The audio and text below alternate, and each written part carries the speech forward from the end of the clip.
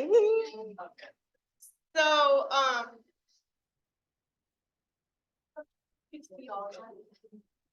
that helpful? Yeah. Good. There's a few people who couldn't join us this morning or popped in and so what I thought would be good to do is just go around and introduce all of ourselves again. And we don't have to go through the whole scenario, but how about just saying something awesome about yourself that you want to share, something you want to share. Okay. I'm Michelle and I can start at answer questions. All right.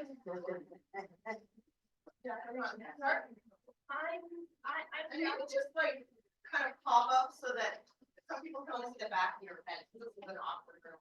I'm Jacqueline, and I've lived in Single Space 4 years ago. Wow. Thanks. So tell me who is not. Yeah. Yeah. Okay. I'm.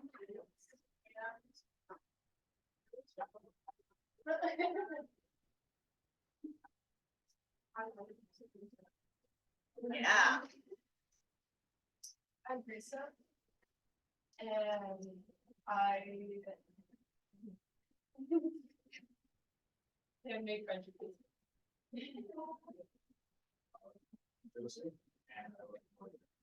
Oh, wow.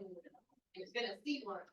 I'm Rylan, and I've never been to Asia, but it's one of my dream places to travel, so I'm very excited about it. And I will be pretty much on the group.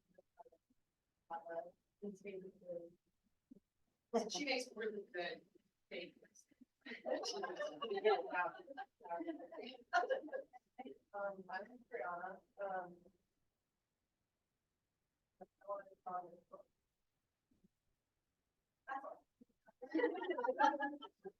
I'm Rebecca and I live Thursday.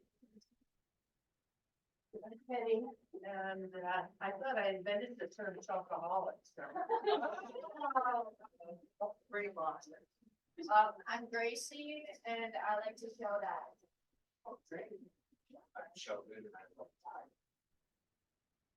I'm Michelle, and I'm from biology. Riley, going to school in San Diego right now. I'm Charlotte.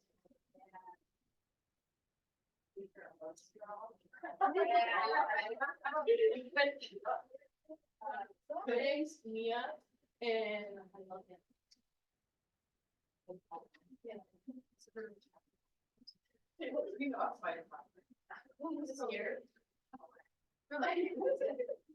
I'm Marina and I love jumping out of airplanes and What? I love air, space, Whoa. and motorcycle. Jumped out from something. Once, that was like it. Because I had tried. Oh, yeah.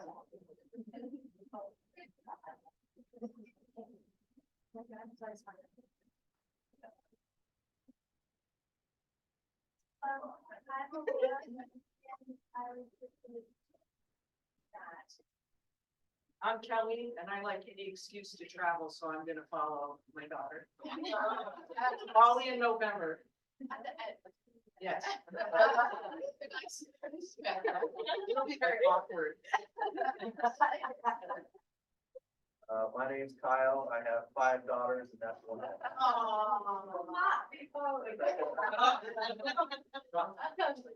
I'm Tatiana. I had 4 sisters and 6 pets. Wow. I'm Jade. I'm from Bali and I'm here to help out Michelle. I'm not actually going on the first.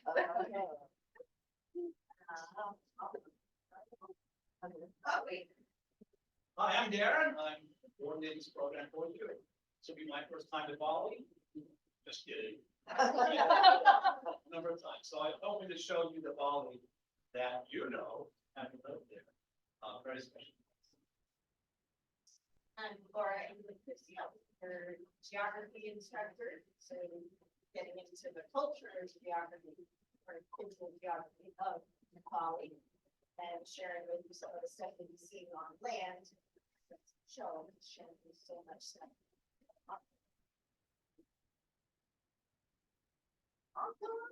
Well, since, There's one more. no, I'm on, Heather. I'm Heather, and I'm Jacqueline's mom, and I'm so excited for the adventure you're all gonna take. And selfishly excited that Jacqueline may take me back to all the haunts that she, visits, so what a great experience. Yeah, yay. And she rescues marine animals. Right, well, since Jay so graciously offered to come, this morning we heard from students who went on the Bali program as students, but Jay's is from Bali and has been my student this semester in marine bio, so I was like, the first day of classes, I was looking at all this faces and said, why do I keep going back to this stuff? Like, I just feel so comfortable. That smile, I know that smile, and she's like, I'm like, oh, that's the smile.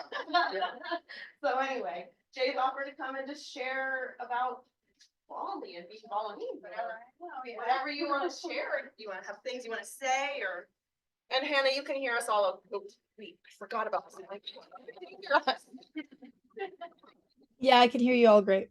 Okay, I'll just kind of put this here. Ish. Yeah. Right, do you want to just talk about Bali? Yeah, okay, so, I grew up in Bali, I've lived there my whole entire life, I just recently moved here in August, so it's been an adjustment. Bali is amazing, you guys are gonna love it so much, it's definitely a huge culture shock, and like how I had culture shock when I moved here, you guys are gonna have that when you visit there, but it's not something hard to adapt to. The Balinese, they're very welcoming, they're very friendly. You, like in wherever you visit, you know, there's certain things not to mess with. And it's the same thing with Bali. If you guys have any questions, just like from an insider POV, let me know, because I would love to, because I don't really know what to talk about, so you guys gotta like shoot me some questions. Are you concerned about like what to eat, like what food is available? Do you have any dietary restrictions? You know, things like not to do, like that you're scared of happening, like any ideas? What's- Yes. Do you have recommendations? Okay, so for an Indonesian food that I feel like a lot of people like, it's just fried rice, which is called nasi goreng. And that's just fried rice, you could have it with chicken or egg, it's pretty plain, it usually doesn't come spicy, but if you go anywhere and you don't like spicy, you just make sure it's like not spicy. There's a lot of Western food available, I don't know what like the eating plan is best, with the program, but there's lots of like, Western food all throughout Bali.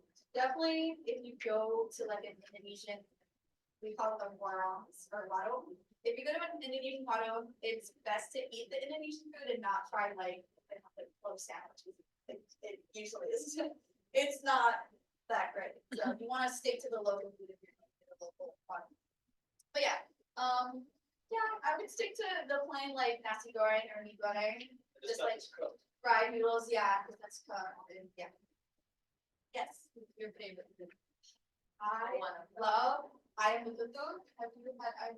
I love ayam betutu. It's just like this chicken with like all these like turmeric spices, and it comes with sambal mata, which is my favorite thing.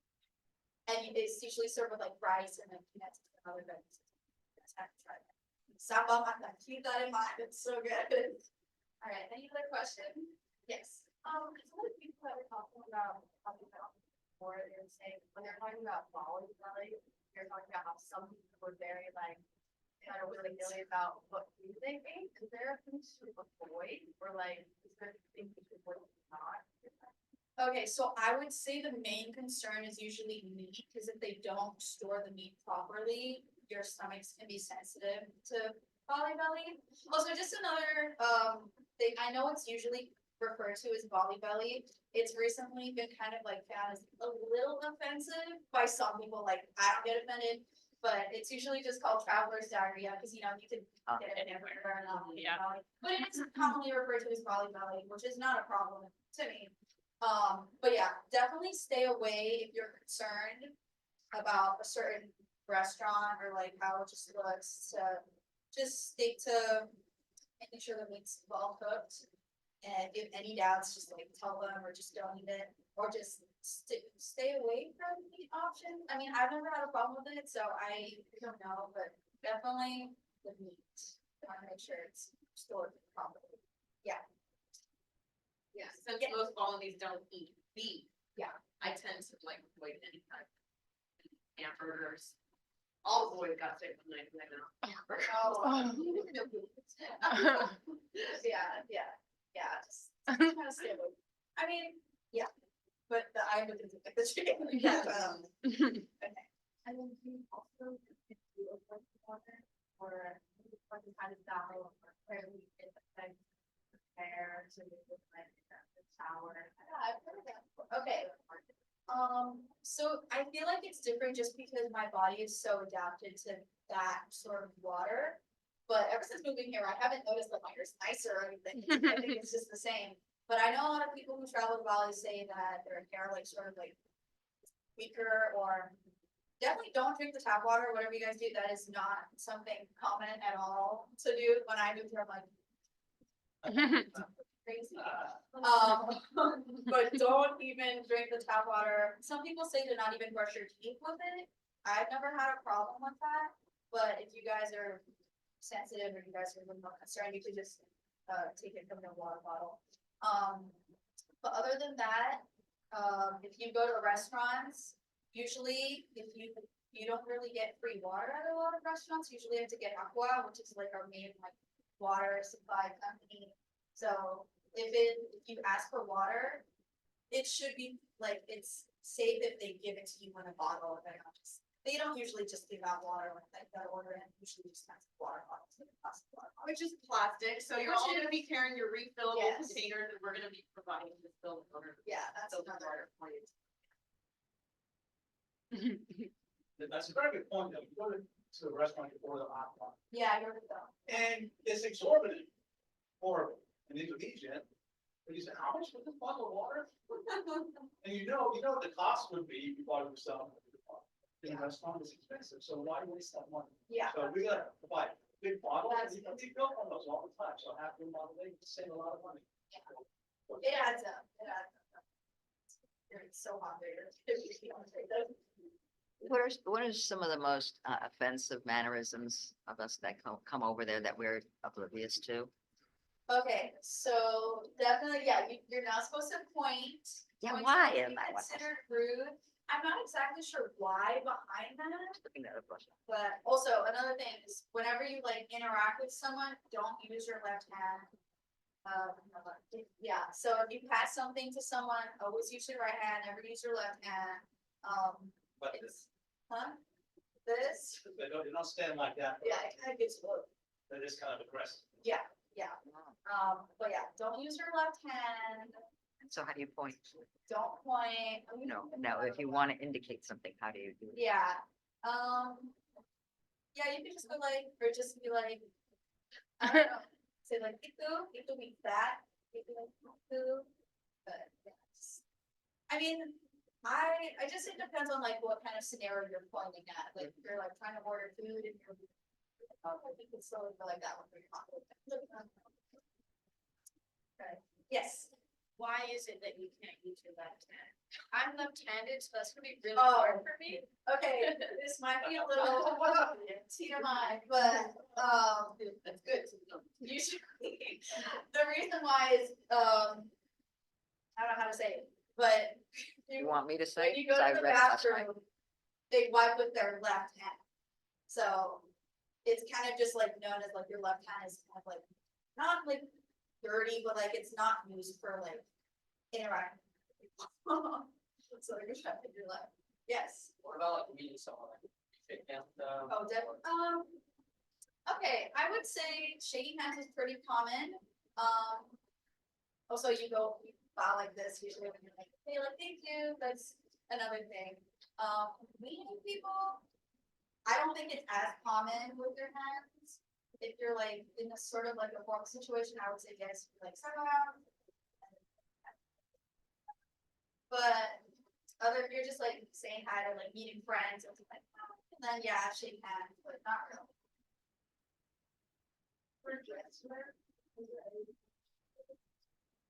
I guess what you're wearing, sorry. Okay, so yeah, this is actually my whole fit is from Bali. I like the this. pants at the market. I like this. I guess I would say where you're going and what area in particular you're in. I live on the Bukit area, like in Uluwatu, Jimran, which is kind of like very like surfer area, so a lot of people usually just have, you know, it's hot, so I'm wearing shorts and tank tops all the time. I would say it's very common to see tourists dress the way that we dress, like shorts, tank top. You won't see a lot of locals wearing shorts and a tank top, that's for sure. But I don't think it's uncommon or rude in certain areas to wear tank top and shorts, especially if you're going to the beach or you're just walking around town, it's okay. If you're going to like a temple, they'll usually give you a sarong to wrap yourself in.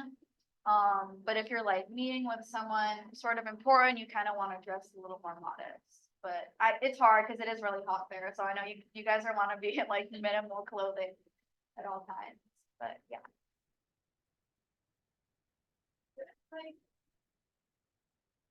Like when I've done other participants with tourist traps, almost like things that are very flashy, like.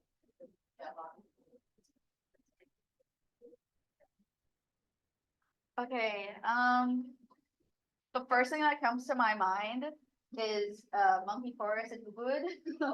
I honestly can't remember when was the last time I was there. I can't even remember if I've gone. I mean, I've had lots of interactions with monkeys before, not on purpose. Don't look them in the eye. Yeah. You're gonna see lots of monkeys around, well, at least in the Bukit area.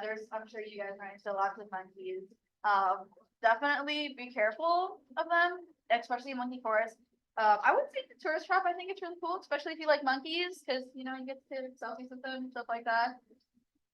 Another tourist trap I'm trying to You think can of. say why, what sort of concern about this? Oh, they could just get a little aggressive. Yeah. I mean, yeah. Yeah, they're a little sneaky. So they'll take your phone and just throw it in the air and be like, bye phone. Looking a monkey in the eye is. Stick. Like they Squirrel. read that, yeah, so like it's our, way of, even if it leaves somebody an eye, but you gotta train yourself, don't look at them. I mean, I literally have to do this, but like, it's so hard, 'cause they're so cute at first, and then they'll turn from this tiny little ball of cuteness to this, Stephen King, message. Yeah, they can get a little scary. Yeah. Another tourist trap. Water bomb? I love water bombs. I love water bomb. I went during, I think it was like a little like right after COVID, so they like just opened it up. Not a lot of people there. No lines. Water bomb is the second best water park in the world, by the way, guys. First in Asia. It is crazy. I love it. It's The so much fun. lines are The lines are crazy. I've gone there like throughout my life, and then I've noticed like when I was younger, I didn't really pay attention to the lines. I'm like, okay, it's not that bad. When before COVID, horrible. The lines were horrible. COVID, I'm like, yes, no one's here, and there was like a big discount, and me and my big group of friends went. Spent like literally the whole day from open until it closed there, and then I haven't been back since COVID. Because it's really fun, but you guys, yeah, there's like long lines, but it is fun. Yeah, what other? Well, most of the places that they're going to be Yeah, are tourist areas, but not really tourist traps. yeah, There's a lot of Instagram, places where people have gone taking photos and, posted them, and within 2 months, there's like 4,000 people there. So we gotta be cognizant of those things change that's true. and, find a new place. True, yeah. Do they sell boutique? Yeah, they do. They sell boutique. Can't think of, I feel like if you want to go like local, they have it in Denpasar. but you're gonna find lots of places selling batik, lots of boutique. This is batik. My mom, I think my mom made this out of some fabric, but yeah. So you're gonna find lots of batik, and I'm pretty sure you could like make your own batik if you want. There's like little workshops and stuff like that. I'm sure you can find. You know, it's batik.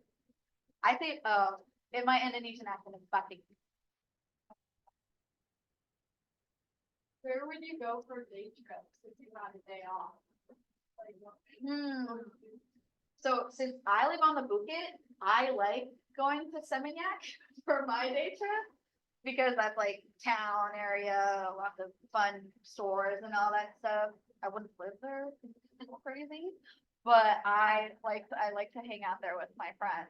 There's lots of like cool restaurants, there's cool things to do.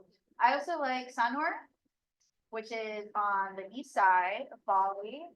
That's more chill, there are more older folks there, but that one's also really nice. Lots of nice beaches and restaurants. Yeah. Or Nusa Dua. Nusa Dua is fun. Lots of hotels there, but Lots of high-rise hotels. lots of, yeah. Water sports. Yes. what else stuff is up there?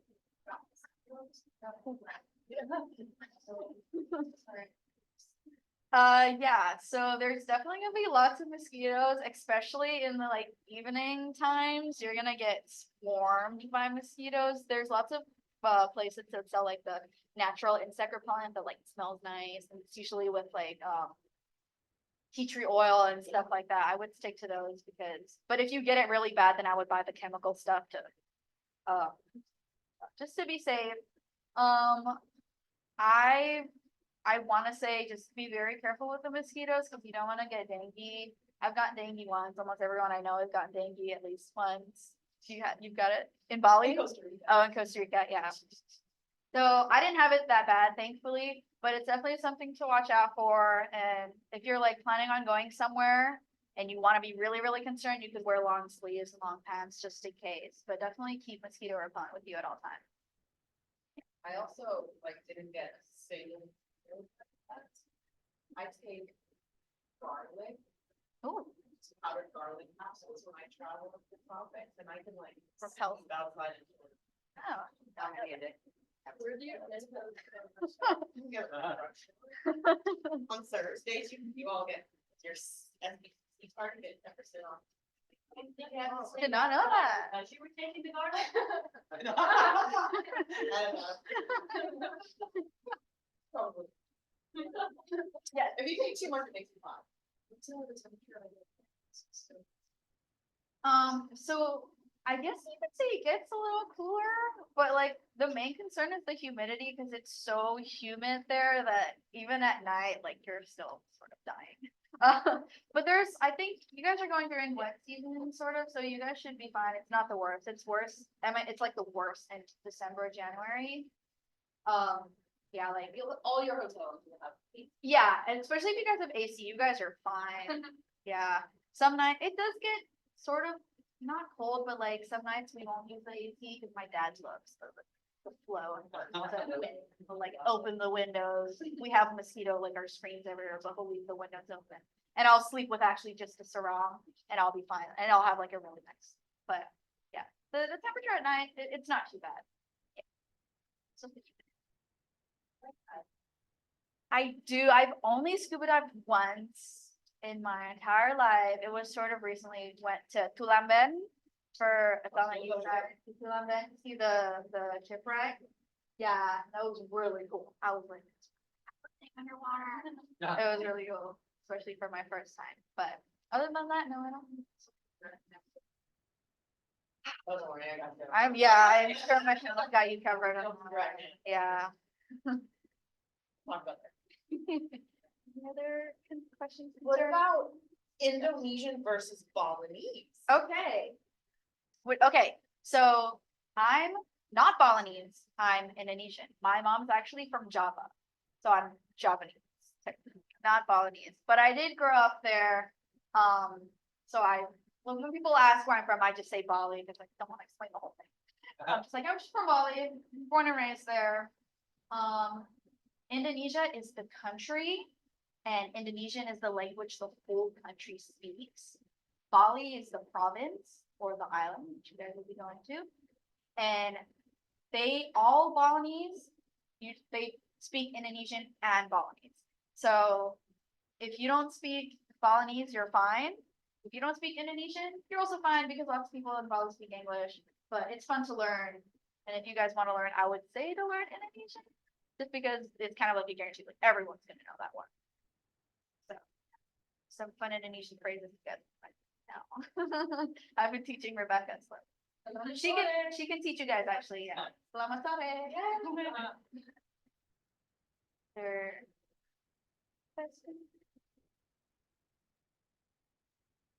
Yeah.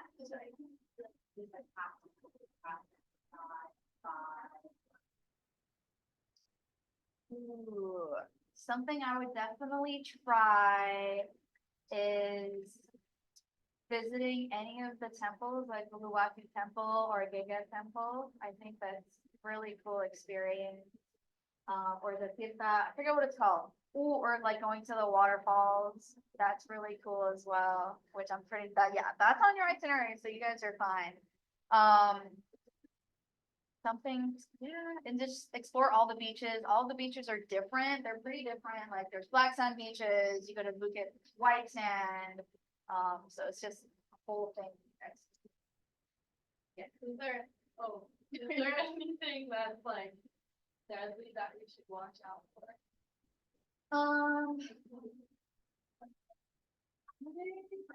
There are snakes out in the Yeah. in the forest, but we kind of stay away from them.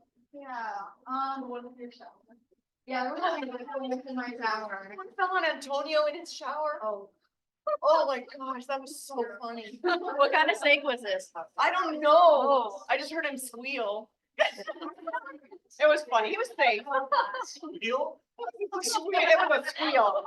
That was the only way to describe that sound coming out of his mouth. Ah, that's a one-off. That was Yeah. definitely a one-off. I can't think of anything off the top of my head. You are gonna see some funky creatures there though. The coquette, the geckos, the chichat. Personally not my favorite. I actually really don't like them even though they're all around my house. Yeah, just lots of insects in general, but I don't think there's anything that dangerous to look out for. Oh, you're Yeah, not gonna get the sense of like, I gotta be watching out. no, It's yeah. gonna be very calm about You're it. anything. Yes. Isn't there a significant holiday that's Every All the time. Galungan, Kuningan. So that depends on the moon cycle. I don't know exactly if there is a big Galungan, Kuningan happening. It's every 6 months. Yeah, it's every 6 months. So yeah, that's, yeah. There's also Nippy, but you guys. That's in March. Yeah, that's really cool. But there's lots of, since Indonesia is still predominantly Muslim, so there's lots of like Idul Fitri, Idul Adha, those are the Muslim holidays, but they don't really affect our tourists. Sometimes a lot of the domestic tourists from Java will come to Bali on the holidays, and that kind of makes the traffic a little worse than it already is. But they just kind of feel pretty fast, and you'll notice the license plate of the cars. It'll start with a beep, like, oh, they're from Java. Yeah, what about getting around? So I know there's no scooter rentals, no motorcycle rentals. Do you like walk, or is there an app that you use, or a bus, or what's the best way? So like there's Gojek. Okay.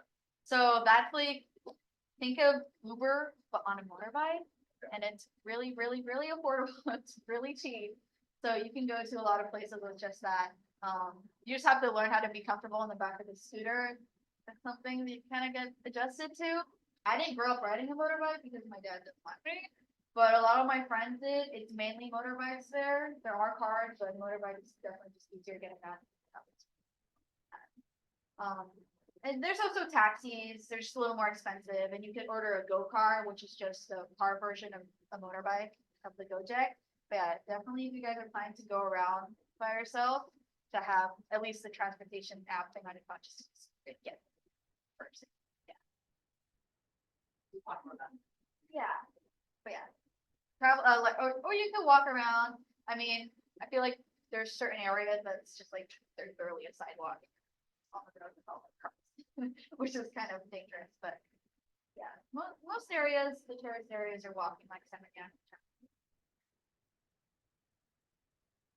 But they'll be staying at Jimbaran, Oh, okay. but, Where in Jimron? um, yeah, Fox Hotel, which Okay. is, it's about a half a mile towards the airport from where all the, seaside fishing. Oh, okay, very close. like in Kedongana. Yeah, like 10 minutes. Okay, cool, not too far. So they'll be there, they'll be in Ubud. Yeah. They'll be in Changrasa. Temple, Ahmed. And yes, All right, yeah. Well, if you guys have any other questions, you can let me know, but I think we're good for now. Thank you so much for coming. Remember how to say thank you. You can text me on WhatsApp. Starts with a T. Thank you. How do you say thank you? Does everyone remember from this morning? Ooh, you got the second part. Good. Julie, you're getting there.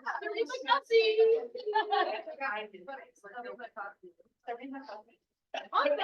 Thank you so much, Jade. Yes. would Jay be open to, like, if they had questions between now and? Yeah, are you? I can share your email or your phone, which do you prefer? Probably my phone number. Okay, I'll share it with everybody. Thank you. I have it. We'll do that. Okay. Awesome. Another thing that I feel like I need to pass is around. a lot of people use WhatsApp there and not a lot of iMessage, like iMessage is not really a thing there at all. We have a mandatory WhatsApp group, Yes, okay. which everyone- most of you are already on. Yeah.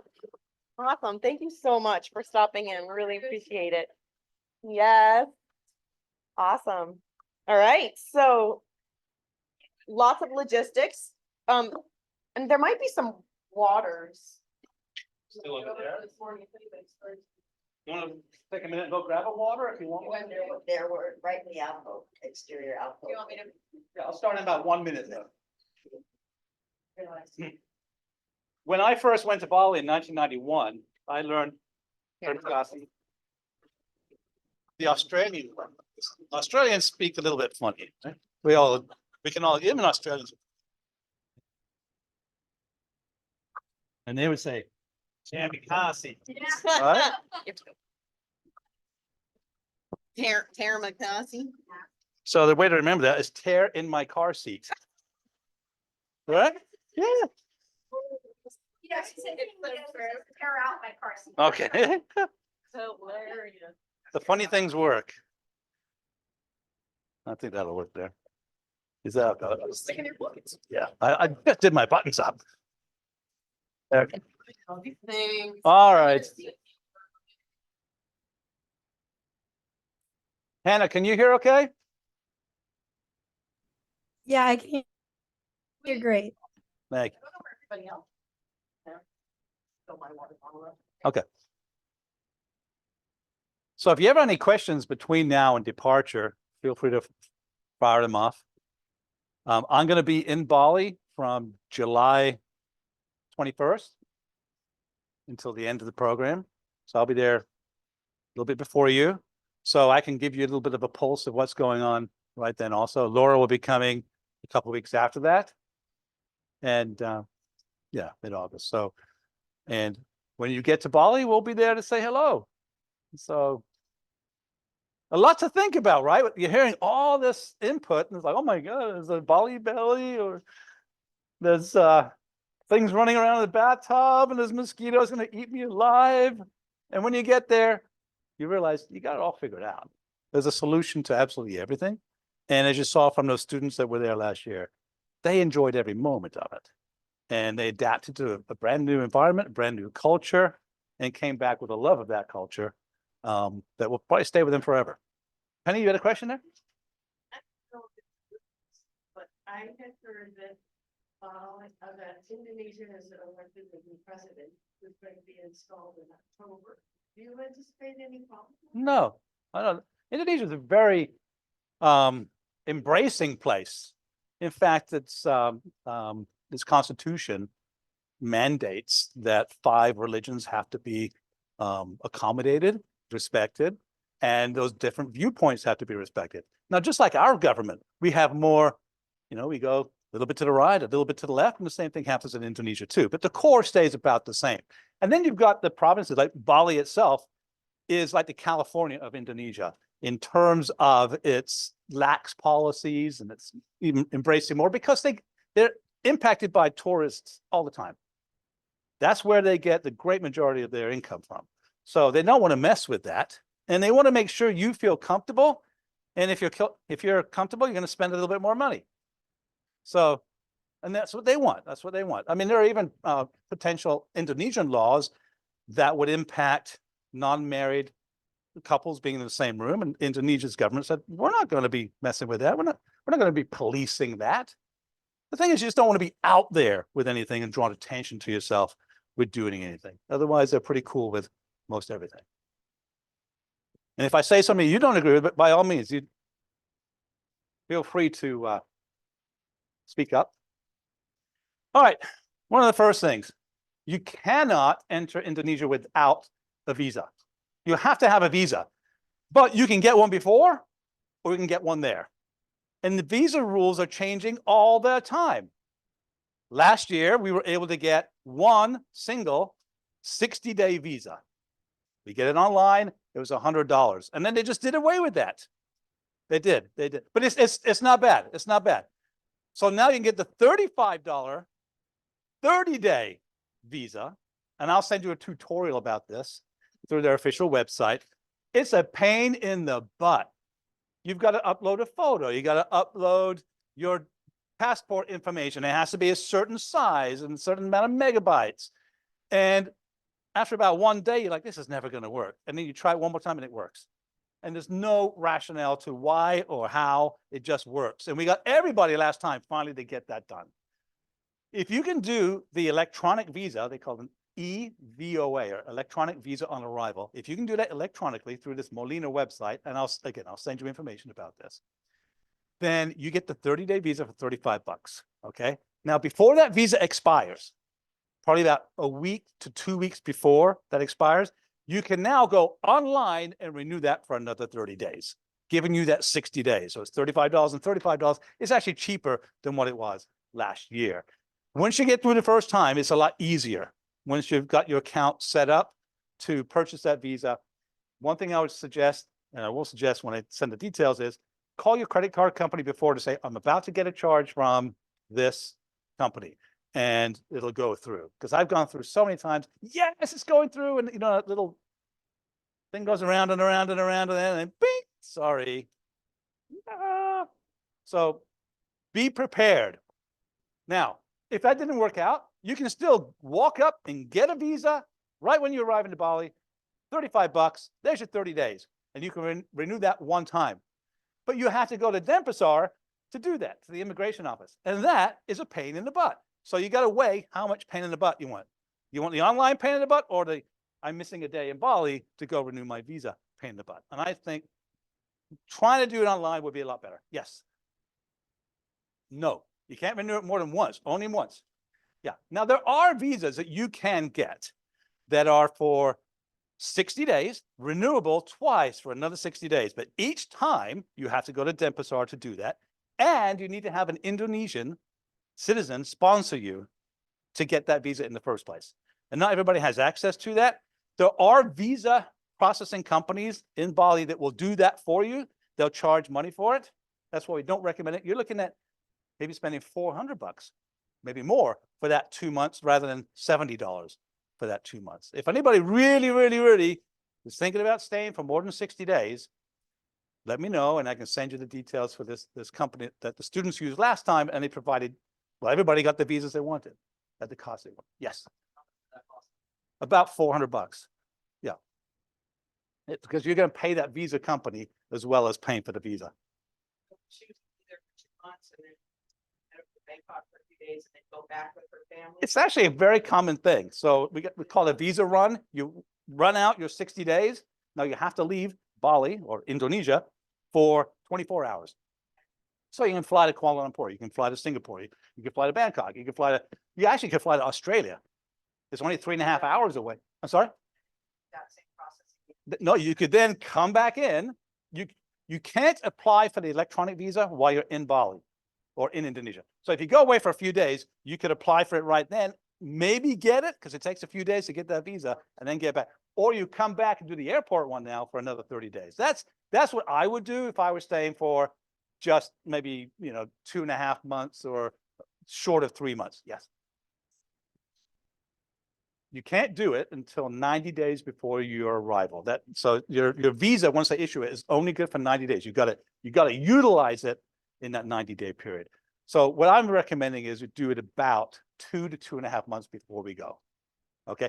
And that way, if you're doing the online pain in the butt thing, you might be doing that for 2 weeks, 3, maybe 4 weeks. You still, I'm gonna give that visa a try again today. And woo, it goes through finally, right? But you've got time to do that. Uh-huh.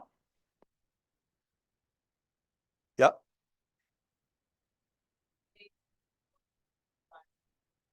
Yeah, probably a week to 2 weeks before. Okay, so it'll start end of your. Yeah, no matter when you renew it, it will just piggyback onto the existing one. Yeah. You can't wait too long though, because it takes a few days to process it. Yes.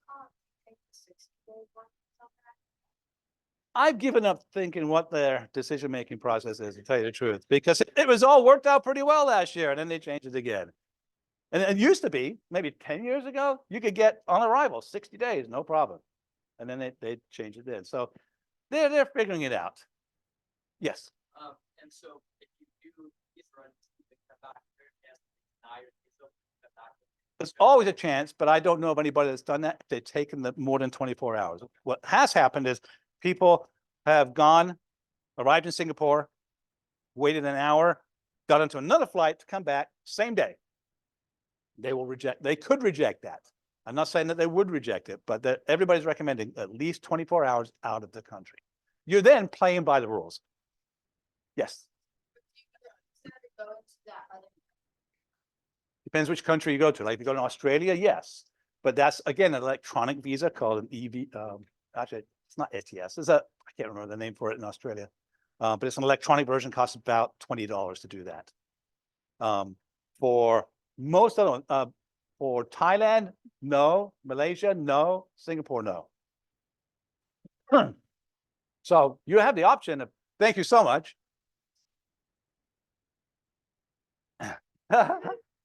You have, I would suss out, look online and see where different flights are going to, but the most common one is going to be Kuala Lumpur in Malaysia. And second most popular would probably be Singapore. Singapore got a little bit more expensive, Kuala Lumpur a little less expensive. I mean, Kuala Lumpur, just the name sounds like, I have to go check that out sometime, right? So why not? This would be a good time to go and explore a little bit. I wouldn't go there, spend the night in a hotel and come back. I'd go there, check it out for a day or two, then come back. And maybe just 2 or 3 or 4 of you want to do that. And that makes for a lot of fun when you're exploring with somebody else. About 2.5 hours. Yeah. Yeah, that's about the quickest. 2.5 hours to Singapore, 2 hours, 45 minutes or so to Kuala Lumpur. Darwin, Australia, believe it or not, is maybe about 4 hours, 3.5, 4 hours away. Perth, Australia is probably about 4.5 hours away. If you ever want to go to Australia, could be an inexpensive time to do that. Go check out Perth, which is a beautiful little city surrounded by pretty much nothing, but it's a wonderful, different place. Yes. To the group, who is gonna go back to doing the visa run? Who's coming back from? There's a few of you. Okay, no worries, no worries. And if you need a place to store their stuff, you can store, like you don't want to travel there with all your stuff and come back. You want to drop your stuff off. And there are storage places at the airport, but we also have a house over there. So we can arrange if you want to leave your stuff there and then come back and get it when you get back, we can arrange for that too. Okay. We'll have you over at the house one of the days and come in. Come and check out our little Bali village house. It's pretty cool. So, yeah, $35 for a 30-day. We're going to get 2 of those. Now, every time you enter Bali, there's a special new $10 Bali tax.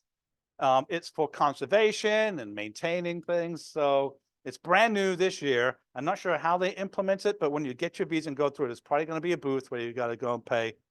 It's actually not $10. I think it's 100,000 rupiah. So let's just think about it as $10. And every time you leave Bali and come back, you got to pay that. Yes. I'm going to get to that, but that was a fantastic question. Excuse me, I need a little water here. No water. Thanks. No, not good.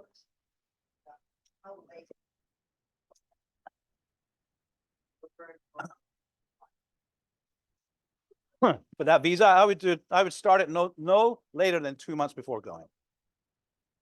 That would be a good factor of safety. Yes.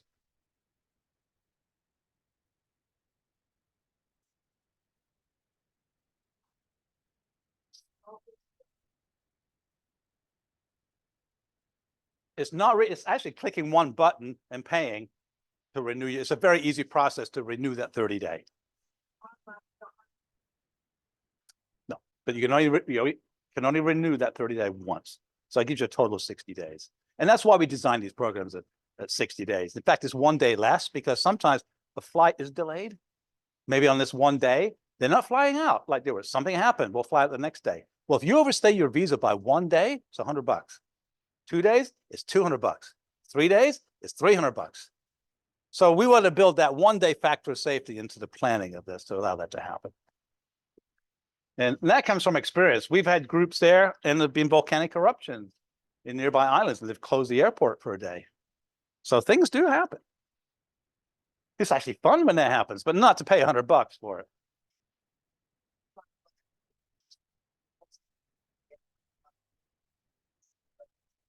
There will be a printout. There will be, you can do a printout, so that shows proof, but they'll have the electronic version basically connected to your passport in their system.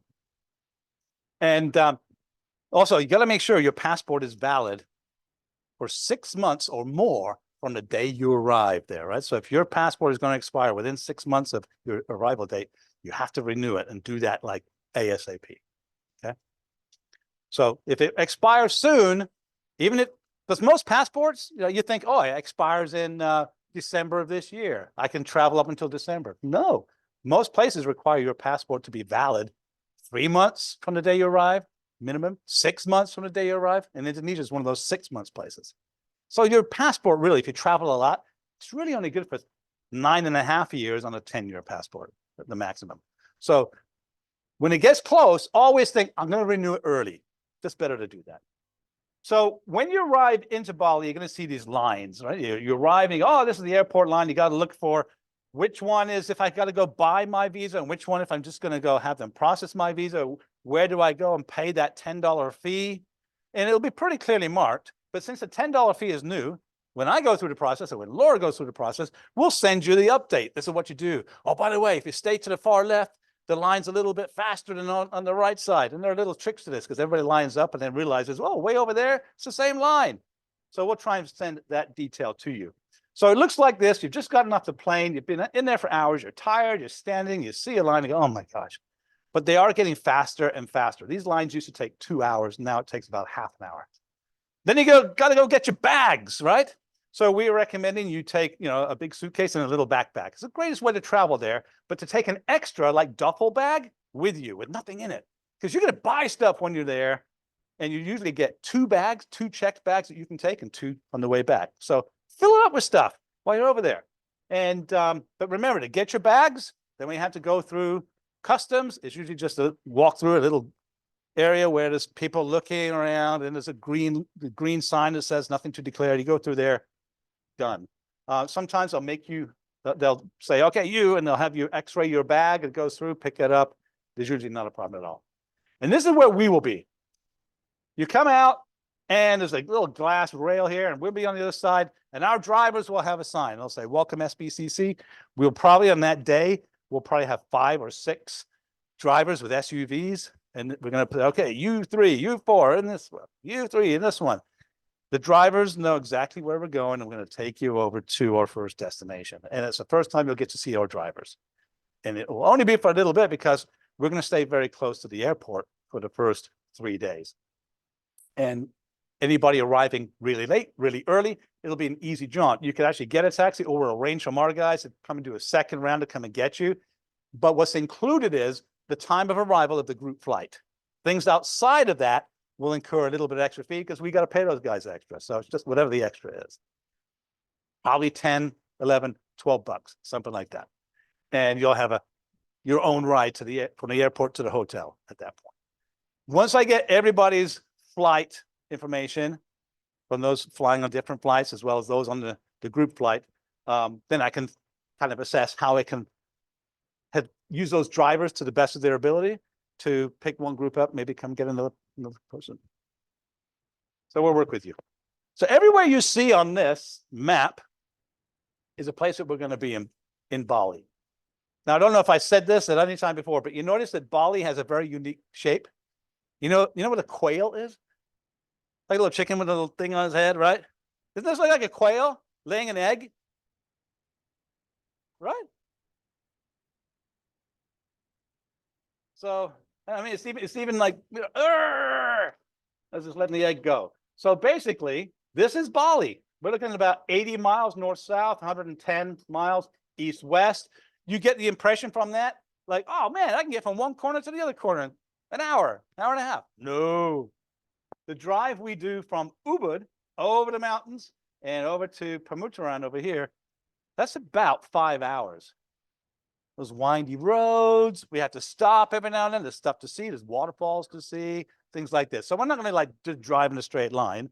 We're going to stop and see things along the way. Beautiful rice terraces. So these are the places we'll be. This is Jimbaran, right by the airport. This is Ubud. That's the center of Ubud. It's not really central geographically, but it's central in terms of its culture. This is like the cultural hearth of Bali. Then we've got Candidasa on the east coast over here. And the east coast is very much a place that still believes that magic is really alive and well. So they've got a very different spirituality over there. We go to Ahmed for 5 days, and there's some nice snorkeling off the coast of Ahmed. We actually go to Pamutaran up here. This is your second major coastal visit, because we'll be in Jimbaran first, and then Ubud, and then finally to Pamutaran. You got 2 weeks here, and you can snorkel right from the front of the hotel into this gorgeous reef. Now, it's not the most gorgeous reef. It's an awesome reef, but we go to a fantastic reef 2 or 3 times from there by taking a boat from a harbor. And then we also have time over here, and there's a little island under here called Lembongan, and Lembongan Island is where you'll also be spending a little over a week. And also that's where we'll go to see the mantas, because they have a little place off of Nusa Penida that we go. And, you know, we can't guarantee, you can't tell that manta, okay, be here at 9 o'clock at this depth, right? But we go there enough times and we hear what's going on, we will see mantas. And that's a highlight for a lot of people. All right, so this is the type of hotel you're going to be at. Now, that's not your bed. I want to make that clear, right? You don't get to, that's out by the pool. I mean, you get nice beds. We're all staying at 3- and 4-star hotels with swimming pools. Everyone has a swimming pool. Some of them have more than one swimming pool. Everyone has air conditioning, and it's based on 2 people per room. Some programs have 4 people per room, 6 people per room. This is 2, and these are pretty nice places. So we have a first 3 nights down here in Jimbaran, in the southern portion, very close to the Bukit Peninsula where she lived.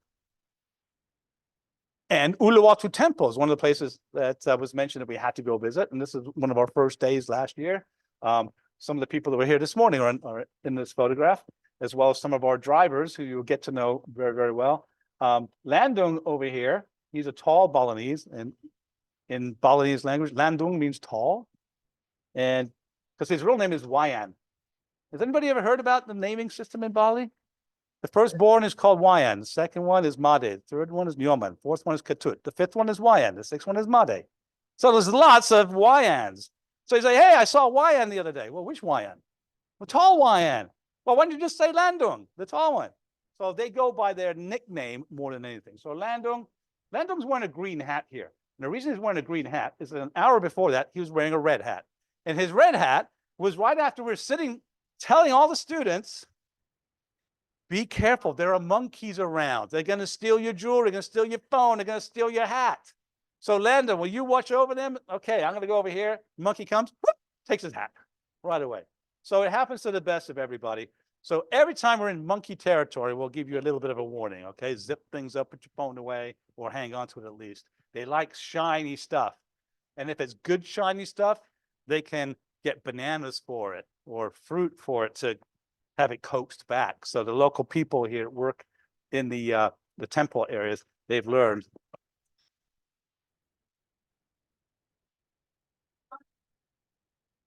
Sunglasses, and looking over the monkey, one monkey that had took a hat, and then another ran out behind the grabbed his sunglasses.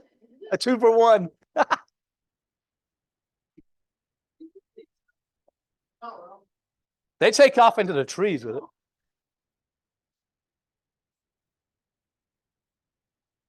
And they know how to open water bottles.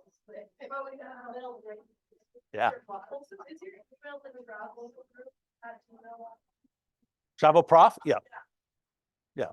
So I teach travel and I'm a professor, so that's and it's Gmail. So if you've been on a study abroad or look at it, they don't get places like this. Right? We're staying at a place called the Arma Resort and Spa, which is short for Agong Rai Museum of Art Resort and Spa in Ubud. It's a pretty nice place, and for students, it's awesome. And you're right on the edge of town. You can walk to all kinds of restaurants. They have restaurants here too. We're going. They specialize here. They are a museum, but they also do like Balinese dance lessons, gamelan music lessons, batik painting lessons. So we're going to do some of these while we're there to learn about the culture through a hands-on mechanism. Now, if we've got 28 people, we'll probably split the group like we did last year and have half do one activity, half do the other, and then switch around again. It's not ideal, but it's a lot better than trying to have a coordinated activity of 28 or 30 people. So very nice accommodations from September 10th to 15th. And this is where we're going to also do our cooking class. So I mentioned, what kind of food should we eat? What is this? What is sambal mata? What is nasi goreng? You're going to make them. So you're going to get a lecture about this is where the foods come from. We'll go to a market and they'll show you where they buy it. We're going to come chop it all up. They're going to show you different recipes. And now you can identify the different major foods you'll see throughout Indonesia and throughout Bali. So bless you. You'll get to see this firsthand, and then we get to eat it afterwards. So this over here, her name is Puspa, and she's quite a personality. I think Michelle and Laura will attest to that. And what a businesswoman! What a model for Balinese women in terms of seeing an opportunity, making a good product out of it, and making a S-load of money at the same time. So they are very well off in Balinese terms. We're also going to get to see our first temples, like the Elephant Cave, called Goa Gajah, which is just outside of Ubud. And we'll go get to see a 1,000-year-old temple complex that had both Buddhist and Hindu elements to it because they coexisted in this area at that period and for several hundred years afterwards with this blending of Buddhism and Hinduism, but separate sects within them. We're also going to learn about Balinese offering. The small offerings are called Chanang Sari. And you'll see them all the time in Bali, but there's a very interesting significance to what goes into them. The flowers, the color of the flowers, the water, the rice, etc. We're going to make them. And if you make it, you understand it a lot better and you appreciate it a lot better. So we're going to do that with a little workshop in our first few days. We're going to go see rice fields and trek through the rice fields and learn about how they make the rice, what kinds of rice, how long did it take, what goes into it, why you're growing rice and not something else. And we'll also look at some environmental issues as we see rice fields being displaced by tourist villas and other things, which years ago was one villa, and now it's like villa. So just like really changing the landscape. So we can look at that. Is that good? Is it bad? The local people, they would make $500 a year on a big field by growing rice. They could make 15,000, 20,000 a year by leasing it out to a bule, a foreigner, to have them build their villa on there for 20 years. They lease the land. And at the end of that, they get the villa and the land. So it's a complex issue, but we have to look at the complexity of that and assess that. So you can see, we're not doing a regular tourist thing, right? There's an educational component. We get to see those Balinese dances. We're going to learn some of the moves. Then we're going to go see in particular the Ketchak and fire dance and learn about, Laura will be talking about the Ramayana and how that's played out in these stories. This was basically Balinese theater before theater, or one form of Balinese theater. So we get to go see the Ketchak and fire dance. Oh, and then we leave Ubud. You've had a little bit of water time down in Jimbaran. Now you've had 5 days in Ubud, and now it's time to go up and over the volcanoes. Remember, if you go up in elevation, the air cools, you squeeze out a lot more water, and it's a great place for rice to grow, but that water will fall right off the slopes unless you terrace those slopes and capture the water, and therefore you can grow the crops in these terrace fields. We've got a beautiful terrace field area in the central highlands of Bali, and we'll spend a little bit of time there. Michelle, you want to spend more time this year. I want to do a nice long trek through there as well as our lunch. So this is an area called Jati Lui, and it's now a UNESCO World Heritage Site because of the fields looking like this. So we'll go trek through some of those. It's absolutely gorgeous. If the sun is out, it's like Ireland when the sun is out. It's gorgeous, but the sun's not always out. It's green for a reason, right? So we could get very lucky, but it's still beautiful if it's misty or rainy or cloudy. It's just gorgeous. And finally, you're on the north coast. Now, this time of year, the southeast trade winds come up and over the mountains and drop down on the other side and dry out. So we're in a drier area of Bali. In fact, you can see the mountains here, right?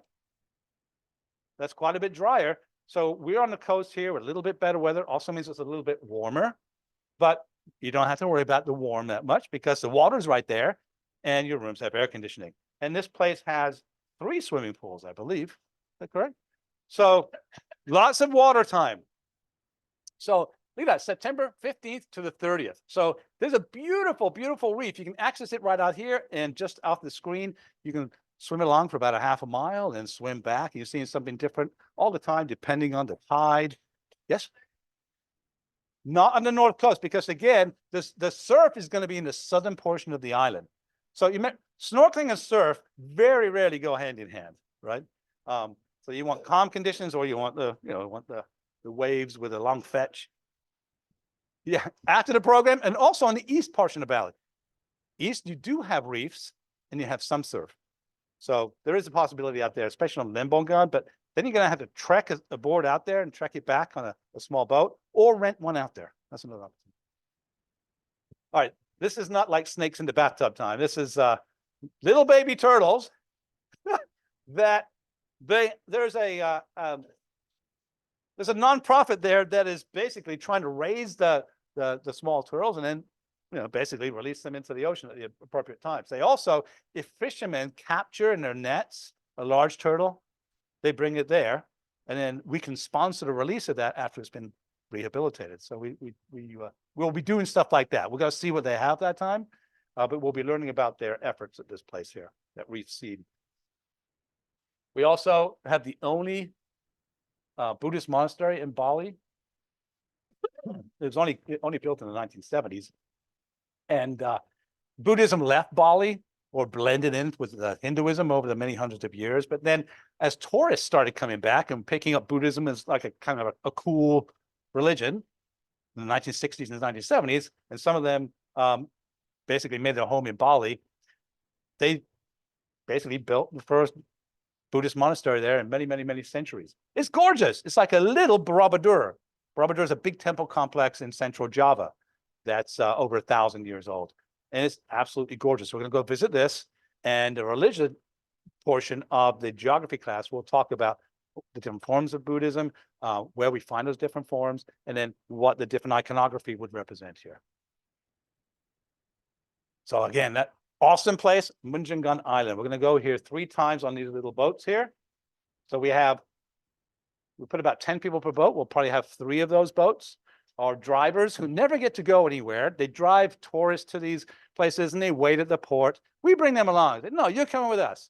And here's a mask, and here's a snorkel. Come on, it's like little kids playing in the water. It's awesome. And they've gotten better and better and better. And now they have little rash guards and they've got last year's students' bins and they don't match the color and their feet is a little bit too big for their feet, but it's awesome. They love it. And I just love that we can give to the locals as much as they give to us. And believe me, you will see scenes like this. It is an absolutely gorgeous place. It's been a protected area for probably 30 or so years now. And you will get to see probably some of the best snorkeling that you've seen in your lifetime at this one place. Now, is it the best in the world? No, but it's pretty darn up there. I think Michelle, where she leads some other tours out to Raja Ampat, is probably the most biodiverse reef in the world. But this is gorgeous and accessible. You don't have to fly another 4 hours to the other place. On the way back, the water temple, Pura Ulundanu Bratan. And this is, again, gorgeous when it's sunny. It's still gorgeous when it's not sunny. And depending on how many tourists it is, sometimes it could be like Disneyland, and sometimes there's nobody there. So it all depends on the day. And as we're going through, we'll make that assessment of how much time to spend in a place like this. It's absolutely gorgeous. But there's so many gorgeous places there in Bali. But part of your reason to be there, I'm sure, is you're going to take some photos of backgrounds like this with you in there. You can share with everybody and say, ha ha, you're on campus. Look at our campus. Yeah, it is. It is. Yep.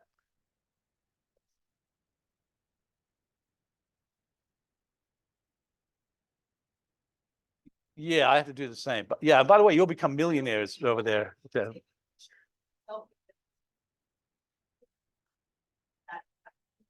Yeah, it's on the back side. I can't remember which one it is. So this should look familiar by now. When you come back to Ubud, you're like, oh, I'm coming back home. It's the place I spent those first 5 days.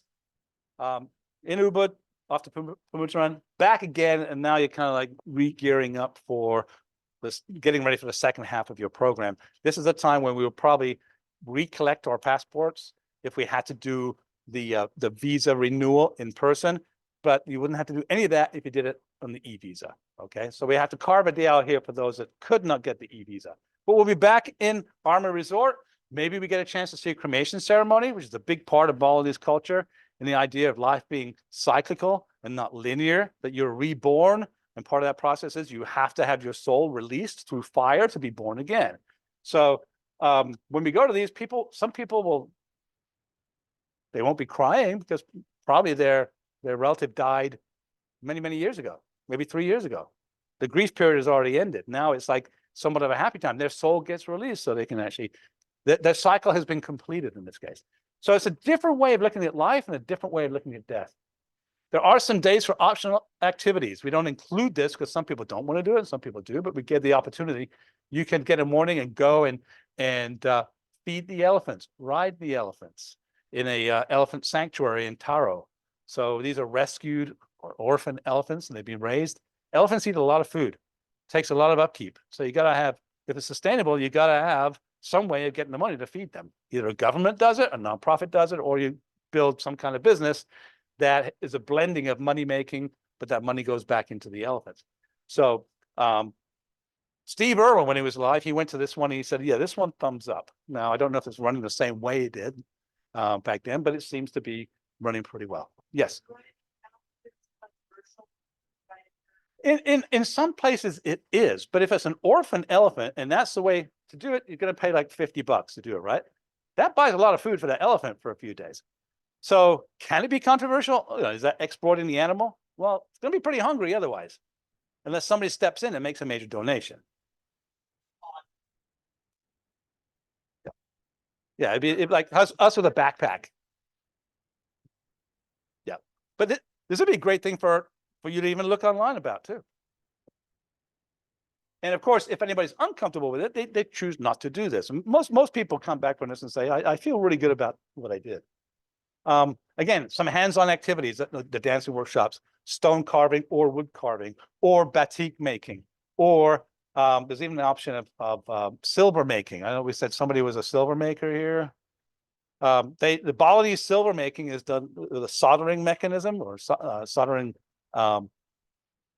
It's a very distinct technique that they use. So we'll make some options for some of these things. for those that want to do them. If you want, I mean, anybody interested in doing a batik workshop and learning how to make batik? Okay.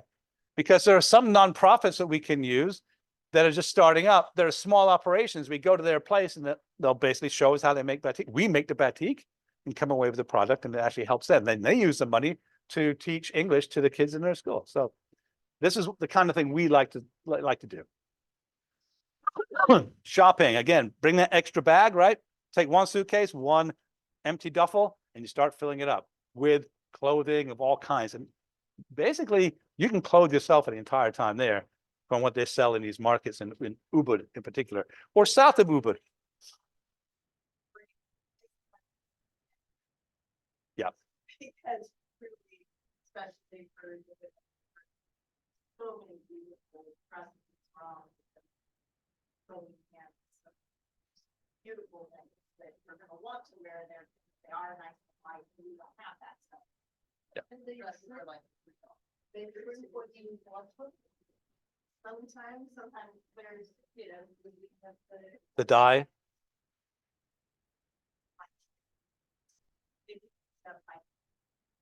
Yeah, and that's one thing you can do.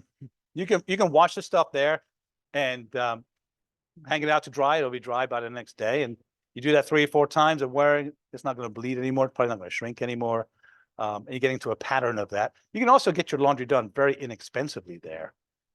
Each of the hotels will have a little list. Pair of pants, $4. A shirt, $3. And you're like, well, that's going to add up quickly. Or you go down the street to a place that weighs it, and it's 10,000 rupiah per kilogram. So you give them a big basket of laundry, and it's $4. That's what we do. So I'll point out what some of those places are. And then pretty soon after that, you'll know to look for those little signs that say laundry. Yes. Yes. Well, you'll see it everywhere in Bali. You'll see it everywhere. Now, once you get to Ubud, that's a good place to start. And towards the very end, like when we're leaving, we'll see if there's an opportunity when we get back from this island and we're going up to the north. Maybe we can stop in a clothes shopping mall, basically, but like a discount mall before we head to the next place. We'll have to see how the timing is. But everywhere you go, there's going to be really inexpensive. Yeah, bring less. When we get to Ubud, plan on getting Ubud 3 days into your trip, or your 4th day of the trip. So bring 4 days worth of stuff, and then you can start shopping like crazy. Okay, so again, we're staying at this place, October 8th to 17th, on the island of Lembongan. We're at a place called Lenusa Beach Club. That sounds pretty beachy clubby, right? But remember, we still got to do a lot of studies while we're there. The ocean's right there, and that's our classroom. Restaurants right here, restaurant right to the side of it. And a gorgeous feel to the air and the wind blowing. And again, you got air conditioning in the rooms. So you're going to be in comfort. This place has, sorry, it only has 2 swimming pools. But there's that big one right out there in the front too, which is kind of cool. Good surf spots, by the way, off to the side over here. You can't access them directly. Actually, I take that back. You can. Somebody was doing that last time. But the better surf, you got to take a little cart, go out to where they rent the boards, and come out to the surf breaks. So Lenusa Club, we're there, and this is where we go to see the mantas.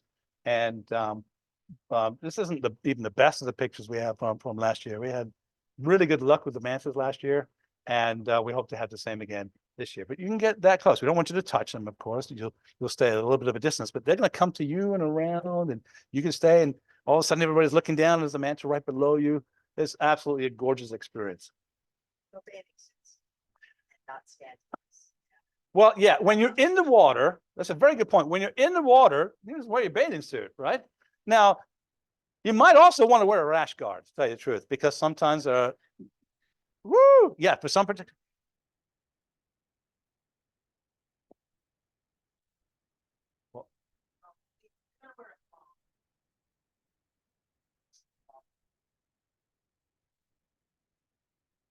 We had a number of people do that last year, mainly in the water, but sometimes not in the water.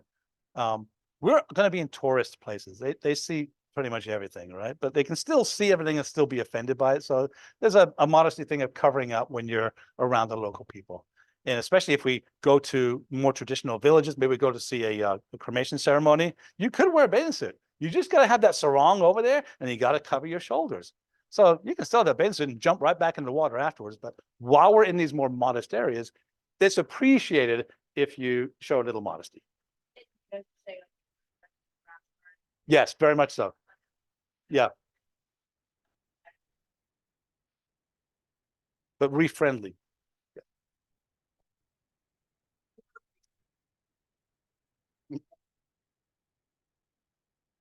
This is our next hotel. Again, kind of sucks on the location, all right? And this one, we're down to one swimming pool. What? I know, but it's a nice swimming pool. So basically, again, so all of your coastal locations are oceanfront. That's a good point. So we'll do some snorkeling off of here in Gemaluk Bay. They actually took some Balinese temples and they sank them there, and the reef growing onto those quite slowly because people come and still break them off accidentally. But there's a lot to love in that area. So great coffee shops too. It's a great vibe in Ahmed. Having just coming from Lembongan, we're just gonna kind of like, we have a great little classroom environment there too. That we've rented the entire hotel out, so it's just us. So yeah. That's October 17th until 22nd. And then we're gonna head to Chandidasa, and on the way we stop at Turtaganga Water Palace. And Turtaganga is one of the old kings of Bali, what they call the Rajas. So the Raja built his summer getaway place. He built two actually, but this is one of them. And it's a gorgeous, it's an area of flowing pools. So the higher pool is the holy water. The next one down, the rich people could swim in there. The next one down, the local people would swim in there. And so we go to the rich people one just because we're tourists, because the local people don't pay. We'll pay to get into the richer one, but it helps them to have money to maintain these gardens. So all is good. The world is in balance. And here's the hotel. This is your last hotel. I'm sorry, what was the question? In those flowing pools or in the water here? Probably on average, we're looking at about low 80s. Yeah. But when we go to Lembongan, it's because the winds are kicking up and you've got some upwelling going on. And when we're out in the outer islands, which are Lembongan Island is way back over here, where we would have just been. The upwelling there can make that water really chilly. So you could be in 80-degree water and then we snorkel through a few hundred yards and now you're in like 62-degree water. And that change makes you just like, ah. So I just went ahead and bought a thin wetsuit last week, just a shorty, just because of what happened last year. Just a very lightweight one. I'll leave it there when I'm done. I think it cost $25 or something like that. But it'll work. So this one, it's one pool, isn't it? Oh, we're failing you here. One swimming pool, dang it. Well, technically, this is a little different pool. That's like a kiddie pool. But this one is fantastic. We basically hang out over here as much as possible. These little, they call them a bale, B-A-L-E. And since it's a Balinese style, it's a bale Bali. Yeah, I know. But we hang out there. The trade winds are blowing, especially as it gets towards the late afternoon and things are cooling down. And that wind is hitting you. And you're like, oh man, this is a great day. I had some time in the pool, did a little studies, lecture. We're out in the water doing some snorkeling. Just good stuff. So you're going to spoil all those other programs with you being there. Oh, you're very welcome. Now, you just went through all of this in that larger presentation. So there's no point in going over this too much. This is basically, what this is saying is, please behave yourself. It benefits you, benefits us, and it benefits the whole group, right? I didn't mention, have you ever been around someone who's totally drunk and you are sober? It's annoying as all hell, isn't it? So don't be that person, please. Yes. Officially, it's 21 throughout Indonesia. However, nobody checks. Never. No, and if you're with adult, let's say if a 19-year-old went with their family, even if they check, you're cool. You've got a guardian there. But, yeah, no one checks. So we've had 17-year-old students on some of the programs I've run in the past, and they've been ordering beers, and the bartender just loves it. So. All right, it's gonna be warm and it's gonna be humid, but we wake up some mornings and it's gonna be 68 degrees. In the afternoon, it's gonna be 86 degrees. And 90% of the time, it's gonna be between those two. Now, when we get down to the coastal places on the north, maybe 5 degrees Fahrenheit warmer than that. Because that's sinking air. All right, packing is so much fun, right? So what's the rule here? If you can, leave it. You can get clothing over there. Some essentials, bring it with you. And by the way, they sell shampoo in Bali. They sell conditioner in Bali. They actually sell sunscreen in Bali, but it's hard to find the reef-friendly sunscreen. There's some things that you are going to want to bring, and some things you can say, I'm just going to get it over there. They have local mosquito repellents. So lots of stuff you don't need to bring. Yes. It's just as good. It actually has a little bit of DEET in it. There's a tiniest amount, and that's usually enough. Because some people over DEET it to the point of toxicity. So, and there's some tricks too. Like as was mentioned, you go out in the evening, right? The mosquitoes like to come out in the evening. They're hungry at that point. And where do they hang out? Under the tables where you're going to go eat. Why do they hang out under there? Because their food always comes, right? So important from your knees down in particular. Put some repellent on there. Look around for where they are, and if there are mosquitoes around, make sure you got the stuff on. We are starting off in the dry season. We're at the end of the dry season, and there's not that many mosquitoes. As we go further into the program, we'll pick up a bit more rain, and therefore a few more mosquitoes, but you'll be pros by that time. Not on these programs, no. We did take some students from Glendale College back in 2011, and some of them stayed in Bali for 4 months. And one of those students ended up getting dengue, but they were into the wet season at that point. It was like a December, January time. And the whole village had an outbreak of it. So, yeah, it can happen, but very, very atypical for August, September, October. Getting into November in the transition season, mosquito numbers will start to increase, but again, you'll be pros at that point. Starting to.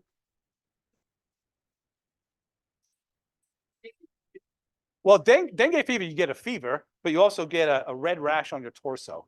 And that's the telltale sign that it's dengue. And you have malaise, you have no energy, but you're more likely to get other things like the intestinal problems from eating bad food. That's the main thing that people will get. And not everybody gets it. And some people have it and it goes away in, 14, 24 hours. Some people let it go and go and go, and they tell us 4 days into it, like, oh, I've been sick for 4 days. Well, there are medicines that you can take. We don't want to say always take an antibiotic when you get Bali belly, see if your system can handle it. But if you're miserable for 36 hours, take an antibiotic. It will be gone in 12 hours and you'll be hungry. So don't ruin your experience. But at the same point, don't overdo it. Don't like, oh, I just sneezed, antibiotic, right? Yes. It's a very good point, because I'm not a doctor, so it's actually impossible for me to recommend. I can tell you what I do. What I do is I go see my doctor and say, look, I'm going to Bali, Indonesia, and I'm going to be there for quite some time. And there's a good chance that while I'm there, I'm going to probably get Bali belly, an intestinal bacterial infection. Can you prescribe me something that would knock that out? Not as a prophylactic, but only if I get that ailment. And my doctor does it all the time. They've done it for years and years and years. They used to prescribe ciprofloxacin all the time, which is a very strong antibiotic. And now these days, it's usually azithromycin or Z-Pak. If it fails, if your doctor won't do it, you can purchase it over there by just going to a pharmacy. Okay. So, but you never know what, if it's made in India, is it really going to be as effective? Maybe. I don't know enough to know that. So the key to that question is talk to your doctor between now and departure. And doctors don't want to see you ill either, but they also don't want to over prescribe a strong antibiotic. All right, so pack light, yes.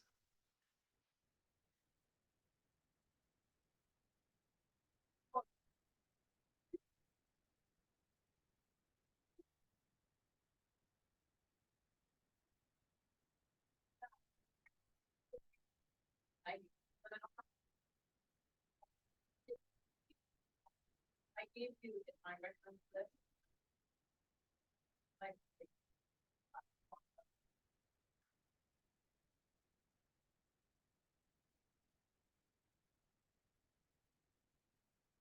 Oh, and they're pretty awesome, but board shorts are off. I also wear board shorts. Now, it's pocket boy board. Yeah, there's a pocket big enough. So actually ordering a boys version of men's, ordering men's versus the women's. Board shorts. I would say that the boys board shorts have pockets. Usually women's shorts are like all short and Gucci. How big, what are you gonna do? Okay, so. Gucci?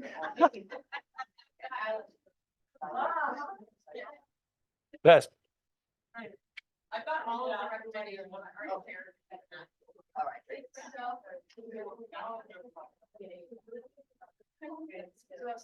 One thing that was mentioned earlier, shoes. We should probably address that. Flip-flops. You gotta bring flip-flops. They do sell them there, but if you got a pair now that you're walking, make sure they're comfortable before you leave, because you're gonna live in them. You're gonna live in flip-flops for a long time.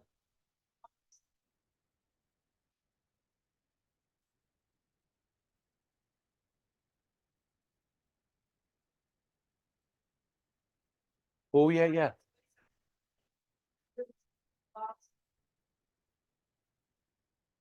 And every temple, like.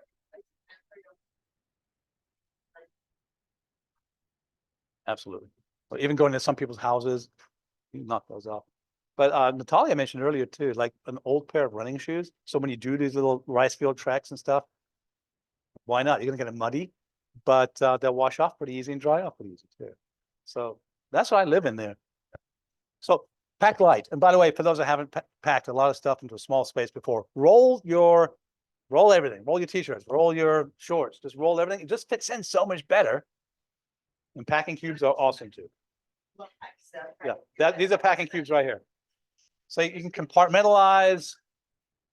It's awesome. But keep in mind your bag limit is typically going to be 50 pounds or 23 kilograms, but you get two of those. So 50 pounds is pretty heavy, right? So imagine two of those. One of those is going to be plenty. So that and a backpack is probably enough for you for your entire program. But then again, you're going to start picking more and more and more stuff along the way. Yes, babe.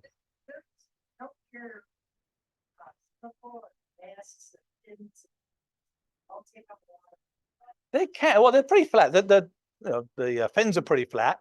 The mask, you can put socks inside the mask, so it's basically it's using the volume as much as you can. You could roll up your board shorts. You could roll if you had a. I just bought a few extra rash guards. They like roll up into the size of a small sock. So, and you can put those into a plastic bag and then seal it and keep that volume really, very small.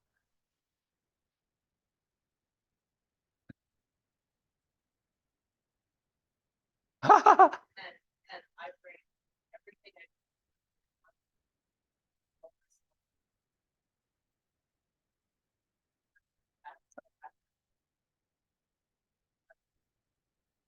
And remember, you get laundry done very inexpensively there. Wash, go, go, go. I probably have something in for laundry every 2 days. So I'm constantly using stuff, put that stuff away for laundry, comes back the next day. Off we go. Yes.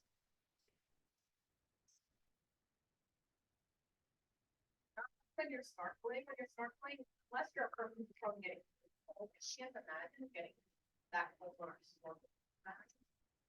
But sometimes if you want to do a nice snorkel, definitely when you're scuba diving, if you want to dive or a little longer, if you're comfortable. But all of the places that we're gonna go, dive gear is pretty much part of the dive. So if you bring your own dive gear, you're still gonna pay the same price to dive. Do you bring your regular? Well, I have in the past brought all my diet here, like I said, it's not recommended it. On the Yeah. diet, but that, I've only brought it in for diet. Afterwards, but I'm not. All right. I will only put you up with diet. All right, the big question. So you say bring half as much stuff and twice as much money, right? As we heard this morning, you can do things pretty inexpensively in Bali, especially if you're going to eat like Indonesian food. You're going to eat nasi goreng. You can, a $5 meal. You could do a nice meal with chicken and vegetables and rice, and that might pop you $10 or $12. So I kind of came up with a number. I said, from what we saw people spending last year, most of them added up to about $25 a day for the meals that they would be using. A couple of bucks for some souvenirs here and there, beverages. Keep in mind, alcohol is very expensive over there. It's taxed very heavily, so it's quite expensive, and that's another reason to not drink a lot over there. And if you do, they have these very big beers, Bintang. It's like Heineken, and they are big and they're very cold, but 10 minutes later, they're not cold anymore because of that tropical heat. So split one with somebody, and that way you're not drinking as much. You're only paying half as much, and it's still cold the whole time. So, and do stay away from the hard spirits over there because they do manufacture some, and sometimes they don't do it right, and it ends up basically blinding some people. Yeah, yeah. So stay away from that stuff. The Bali, how many? Yes, ma'am. Drivers, guides. That was 50% correct. Because what we did last year is we collected money from the students throughout the program. Every time we leave a hotel, we'd leave something with the staff.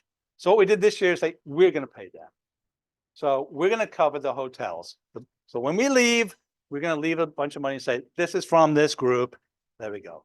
Now, the one that will say, you will tip yourselves would be like, let's say you go out for dinner. Okay. And there's 4 of you at a table, you get a bill, leave a little bit of extra. I'm talking maybe $1 or $2. And that will go right to the waiter or the waitress, and it will be much appreciated.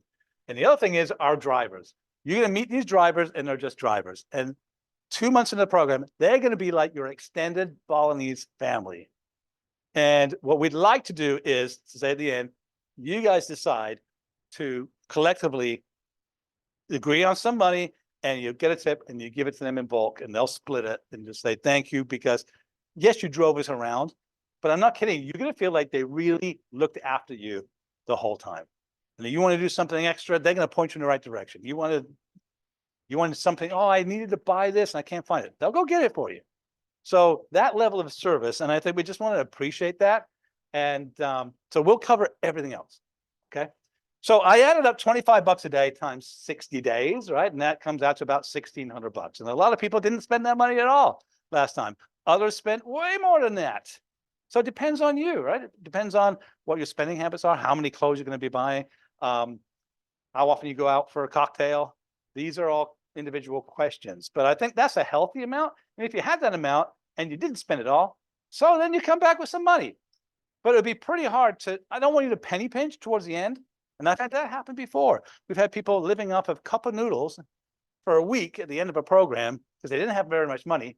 And they're in like one of the most delicious cuisine areas in the world. If it gets to that, come see me. We'll work something out where we can lend you some money till we get back. We can get you some food. I want you to enjoy yourself, have a great time, fall in love with this place and its people. And if we can help make that with giving you a little extra, and then we'll do so. So you got to bring some money, right? Crisp, new $100 bills you can take to most places in Bali, to the money changers, and they will give you the best rate. If it has writing on it, lower rate, or they won't take it. If it's ripped, no. If it's an old bill, ones that don't have that little seam of metal in there, they won't give you anything for that. So you got to have those crisp new bills. So what do? You go to your bank beforehand. You say, hey, look, I got $500 here. I want crisp $100 bills, and they should be able to do that for you. Also, most people will just go to the ATM and take the money out. But every now and then the ATM will eat your card, right? So then it's going to be a few days to get that back. One thing we do suggest, and we're going to point out where to go. There are banks that have ATMs outside. Those are the best ones because they usually have security outside and there's nobody there hanging out to skim your card. Also, if the machine eats your card, it's going to be in the bank the next day. If you go to the ones that are on the sidewalk somewhere, well, who's monitoring those? And if you lose that card, where's it really going? So we'll give you some tips on that. One big tip, don't change money at the airport. You're going to get there, you won't have any Indonesian money with you. Who cares? Right? When we get there, we'll have places to change the money. I might even send you an email about 2 weeks before and say, look, I'm here. I can exchange money for you if you want to. Who wants to, I'll get an envelope. We'll put $100 worth of stuff in there and several bills. Let me know. Bring that $100 and I'll give you the $100. Then you don't have to worry about it, right? It's all done. But I would like to show you at some point how we do this, where to go. This is a good place. This is a bad place. This is what to watch out for. So the official money exchange places, that's the ones you want to go to. Okay. Not the ones where it's a carpet factory and the guy at the front desk has decided to be a money changer for the day. And believe me, that happens. So don't change money before you go. Don't do it once you get there. Wait. And if even last year we had people show up, I lent them 500,000 rupiah and then they change money in the next couple of days and they get the money back. So yeah, that would be fantastic because they'll be right there in Jimbaran too. Lots of unique things to buy. So that's why I don't know exactly how much money to tell you to bring. We'll get the staff tipping done for the hotels and we'll just ask you at the end for the drivers and off we go. And what the drivers, for local currency or? Either way, either one. At the end, people are starting to run out of their rupiah and they just have a few dollars. That would be, yeah, we'll make a suggestion, of course, but all right, communicating. So basically, we're going to use WhatsApp. WhatsApp will work on Wi-Fi. All the hotels we go to have Wi-Fi. The problem is when you're away from the hotels, right? Something happens. How do you get a hold of us? So we're recommending that you have a way to get hold of us at all times. Anybody have T-Mobile as their phone carrier? One T-Mobile person in the room. All right, I'll make that 2. 3. T-Mobile, it doesn't work great, but it works. So you get free mobile data anywhere in the world. So you show up and you'll be able to do WhatsApp without really doing anything. If you have AT&T, I think it's $100 a month to get a data plan. If you've got Verizon, also about $100 a month to do a data plan. What you need to do is check with them to see what their data plans are. Or you take an older phone. Okay, so an older phone is unlocked. So you can't still be on a program that you had it where you had to keep it for 24 months and it's finally paid off, but they didn't unlock it. Because then you can't put a SIM card in there. But you can buy an Indonesian SIM card and put it into an old phone. If you've got a newer phone, you might be able to get an eSIM that works at the same time as your existing SIM card. So it depends on your phone. Some of them will take multiple SIM cards or multiple eSIM cards. So you can have a working Balinese phone number and a working US phone number. And then you just turn the data off for your US one. So you're not recurring data charges. You got to be careful. There are people who got thousands and thousands of dollars of bills when they got back, not knowing that their phone was up. It was basically uploading all this stuff while they've been away, gobbling up data, charged by the megabyte, not the gigabyte. So you got to be careful. Another thing you could do, you could buy a little device. This is what I've been doing lately. It's about $70. You can buy it in the first week we're there. And it basically acts like a hotspot. So you get that device and a data card, SIM card that goes in it. And now you've got Wi-Fi data in 2 months worth of data. And that device would be probably about $90. So probably $15 or $10 a month for the data and $70 for the device. And you're good to go. And then you just use that with your phone and you've got Wi-Fi everywhere you go. So that's not a bad. I'll explain that when we get there, because what we're going to do is see how many people want these, and we'll send our guys to go get them.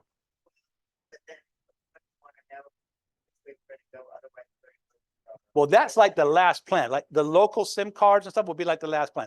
You arrive there and you didn't get a phone plan from here, those people will be part of that pool to ask where they got. Yeah.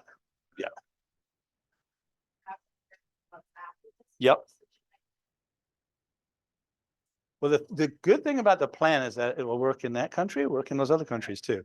So, well, T-Mobile, you've got a basic plan anyway. It comes with most things these days, but it's very slow speed. It's like 128 kilobytes per second. It's like an old fax machine, basically, but it's enough. It's enough. Now you could up that for $50 a month for 15 gigabytes anywhere in the world. So you do that for 2 months. It's $100, right? Well, but you're in a position where you could do that and another $50 for your third month, but you're using your same phone number. You don't have to mess with anything. Maybe even call them up and ask them before, like, hey, is there any deals for students or stuff like this? Like, I think that's the best way to go about it. it's the way I've been doing it for years. I've just been doing that. But now these days, because I'm using more data with so many programs going on, I'm actually using that little hotspot device. I'm using both. I'm using my T-Mobile Basic and I'm using that hotspot. So you use that hotspot, do you have to have that chip, or is it fine to just have that phone line, or have that on? The phone plan over there, the phone plan you're talking about, like a T-Mobile. T-Mobile or. Yeah, so once you've got that, you don't need anything else. You just call them up and say, look, I'm going to be over there. I want to do the international data pass, which is a 30-day pass, 15 gigabytes. Ask them if you do this for 2 months, can you get a discount? Or I'm a student, can I get a discount? I've heard that they work with students sometimes. So it's worthwhile checking on that. Then you're covered, you're done.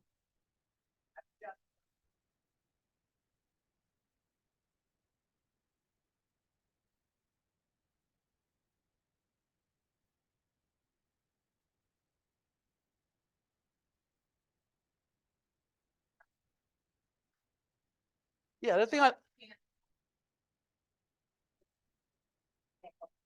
doesn't have WhatsApp. Yeah. Oh, now there's an advantage.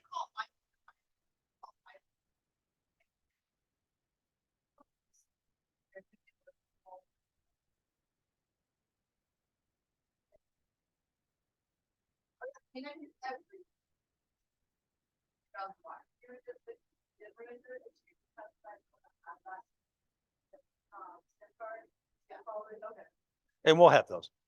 Yeah.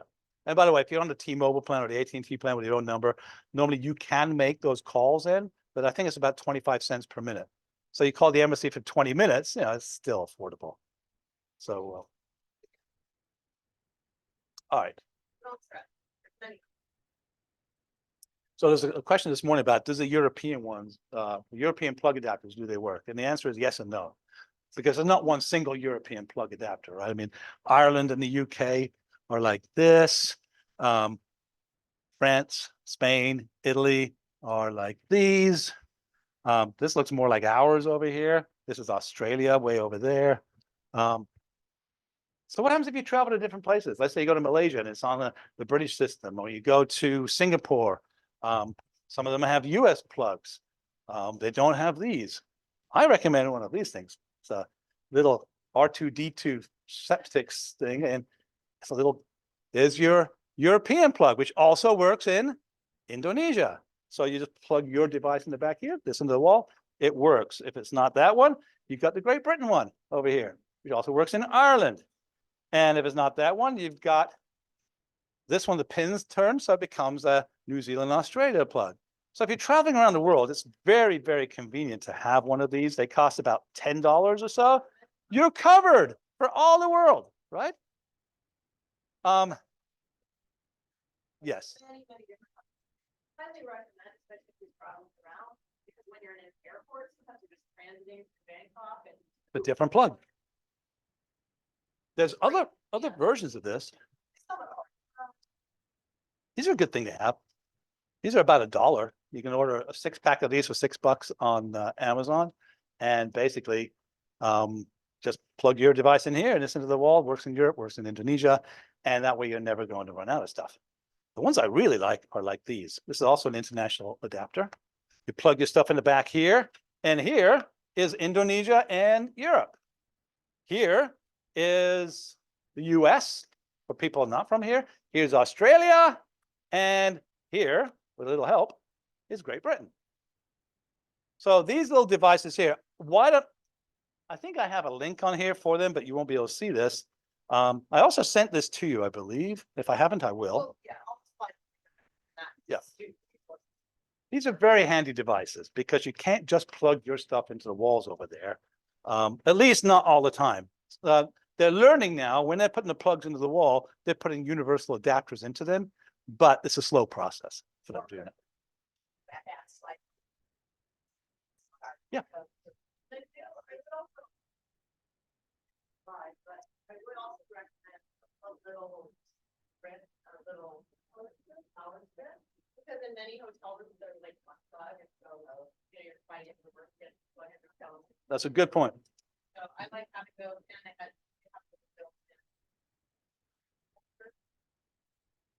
We have a few recommendations of those, and we'll talk and we'll send those out in a link.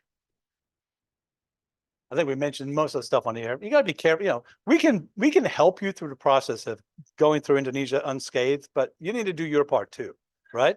So we can't guarantee anything. We've had people that have, you know, fallen over because they've been taking selfies and the sidewalk has a hole in it. So again, we can help, but we can't guarantee. So be careful on sidewalks. The sidewalks in Bali are horrible. They go up and down and they go up and down to allow the drainage to come through driveways. It's absolutely horrible. So be aware. Rice fields are slippery.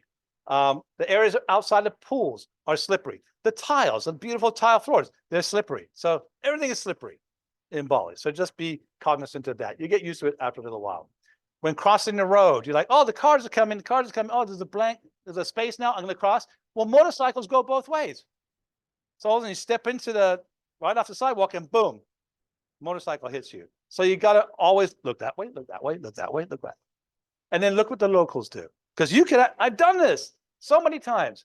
Exactly. You've got to make your space. So they won't stop. You're just waiting to cross. And that car's going, oh, this one's going, this one's going. Oh my gosh. And then you see a local. And they just go. Yeah. And they stop for you. So they'll get in trouble if they hit you. They won't hurt them as much as it hurts you, but it's not in anyone's best interest to be hit. But you will learn this. So when's the most dangerous portion? The very beginning of the program, right? When this is all new to you. Okay. Animals in Bali, they have domestic animals. They're not always vaccinated.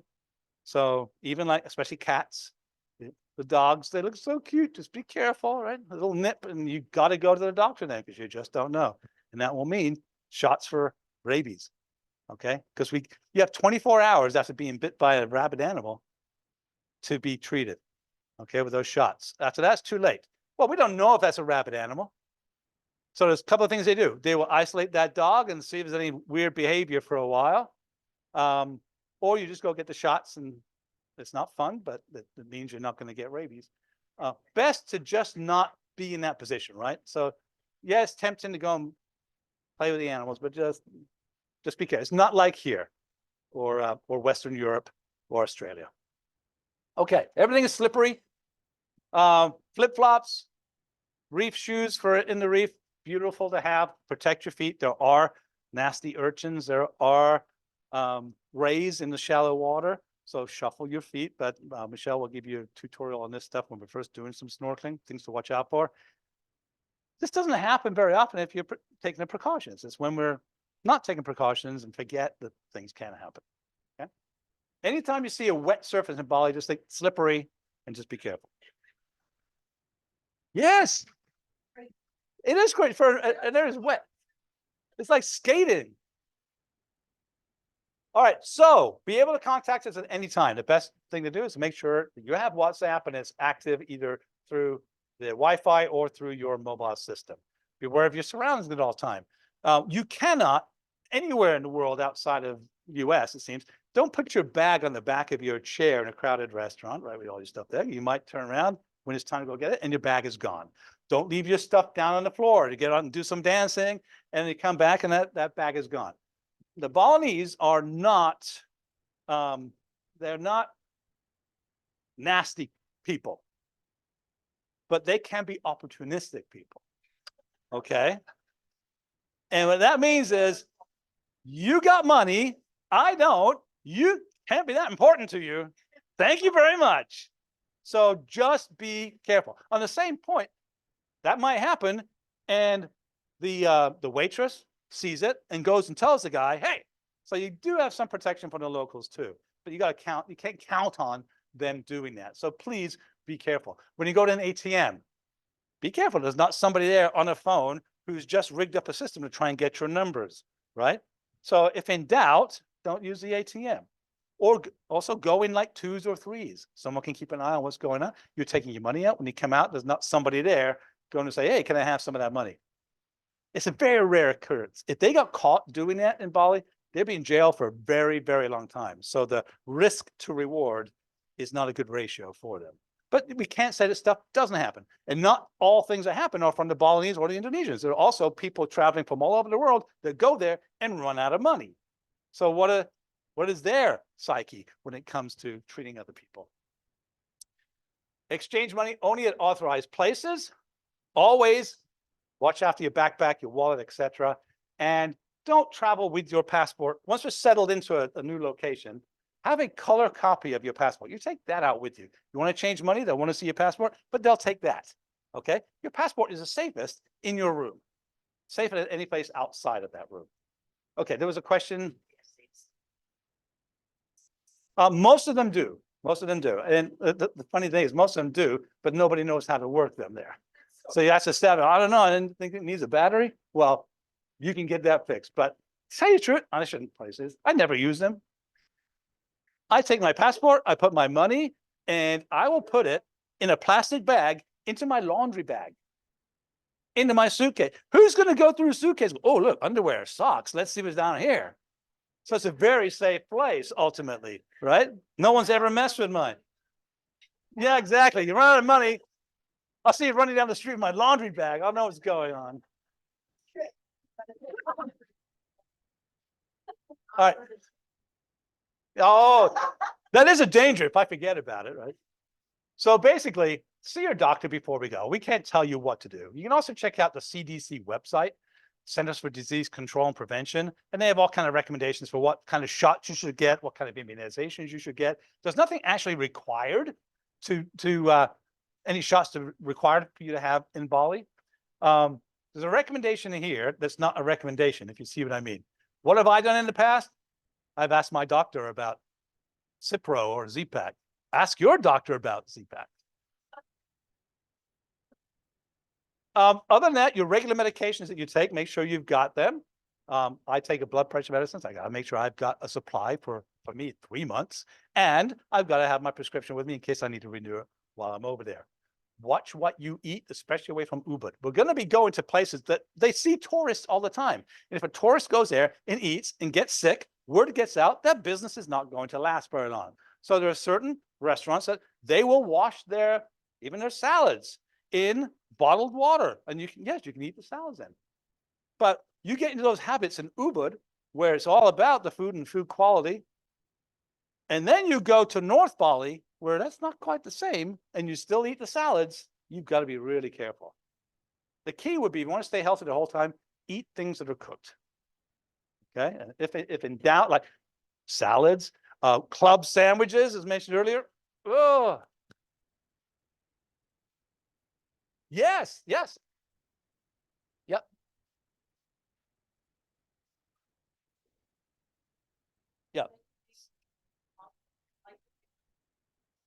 And we'll get to explore some of these fruits too.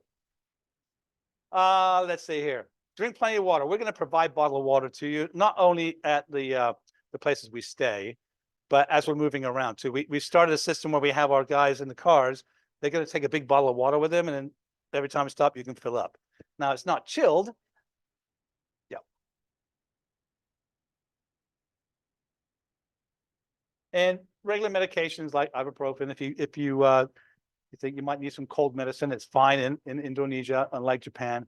Sunscreen. Eardrops are not a bad thing because you're going to be in the water an awful lot. So something to like a swimmer's ear.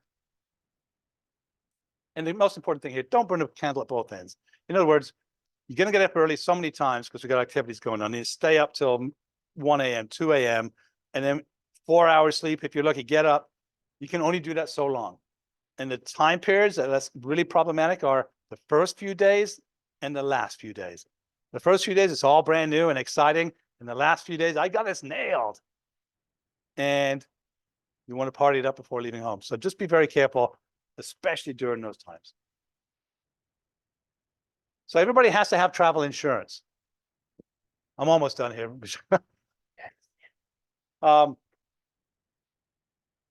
Now, travel insurance for a college age person is going to be very inexpensive.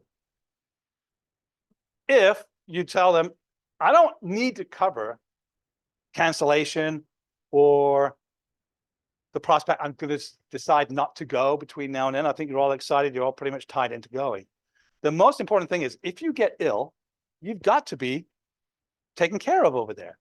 And if you're really ill, let's say somebody does get on the motorbike and it crashes, we've got to get you back, right? So you got to have insurance. Now, most insurance policies won't cover you for a motorbike. So if you ever get in a motorbike accident, it didn't happen on a motorbike.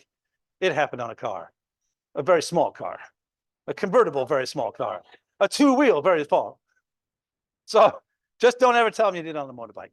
Now, my favorite place to get insurance from, rather than lots of companies will tell you, use these guys because they'll get a commission from them. Squaremouth is a company that basically compares the prices. So you go to squaremouth.com and you check out the insurance, but you got to put in your name, your destination, how long you're going for. Oh, sorry, you got to put in your age, your location you're going to, where you're from, and how long you're going for, and a key destination. So if it's multiple destinations, you just give them one. You just say Indonesia in this case.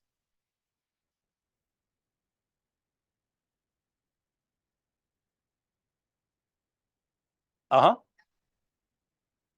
For the entirety of your trip? Okay.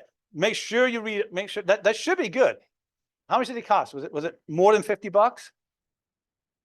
Yes. Okay. Okay. Because on Squaremouth, somebody your age, you can probably get a policy for $60 or $70, something like that. So sometimes when you get a benefit of doing it early because your coverage from that your coverage starts that very moment. For the,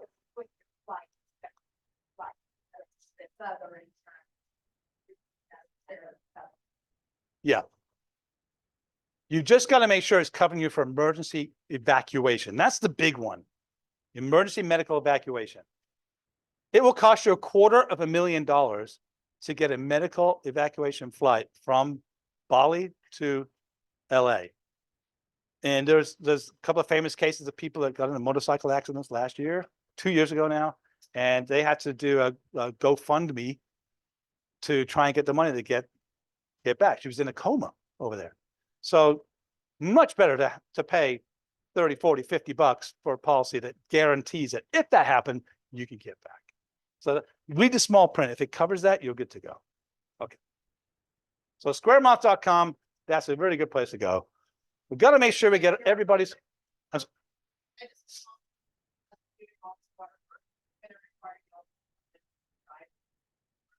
Oh, Dan. Yep.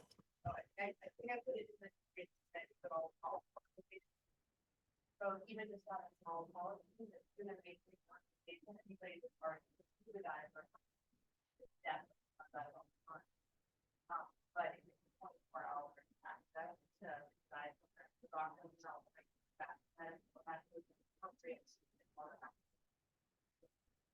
So, good one to have as well as other things, whether or not you're scuba diving, what do you think? So, somebody doing the century ride, practically standing here in a bar room, Dan paid for the medevac.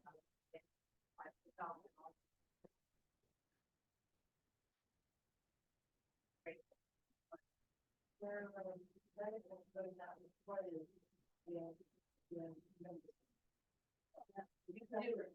you can do the membership or you can do the current, very loud, so take a look at it, but I really want to really do that.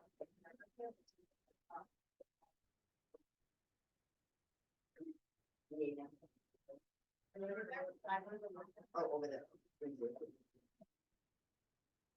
I think before everybody leaves today, if you're on this flight, what we call the group flight on Eva Air, would you mind putting your name up there, just writing your name? Because that way I'll take a picture of that and then I'll be contacting everybody else whose name is not there to make sure we have your arrival details. Yep. Oh, you have that Google form, yes. Yeah, we just don't want to miss anybody. Just quick hands up. Who else is on that flight, by the way? Oh, that's awesome. I love it. I love that you read stuff and you follow through it. I love it. Sure. Sure. Yeah. Well, they have a 12:15 p.m. 12:15 a.m. departure, 12:50 a.m. departure, and a 12:50 p.m. departure. It is annoying. They move it by a minute.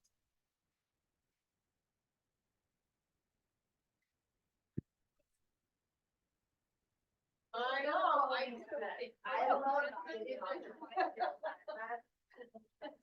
Last but not least, some of you are doing independent stuff beforehand.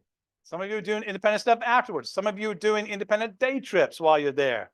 Keep in mind, SBCC and Latitudes can't be responsible for you during those independent travel adventures, okay? Now, it doesn't mean if you get into trouble while you're away, if we're able, we'll help, but we just can't guarantee that we'll be able to help, okay? So just a special note. And that's the end of these details. I'll make sure that I send this, a PDF version of this to everybody, okay? In fact, we'll put it into the shared file so you can get access to it. All right, so.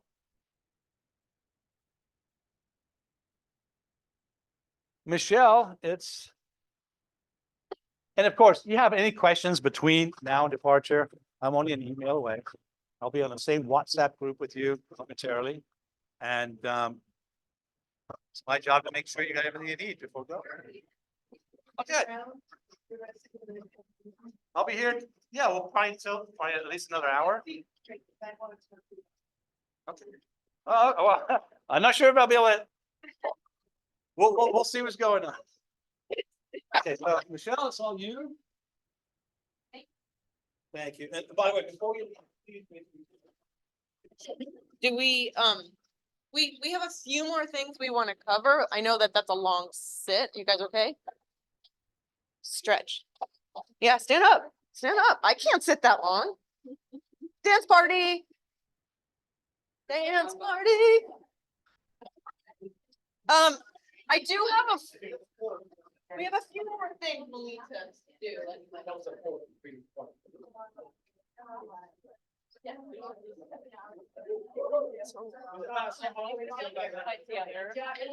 So fun. How do I get into the WhatsApp?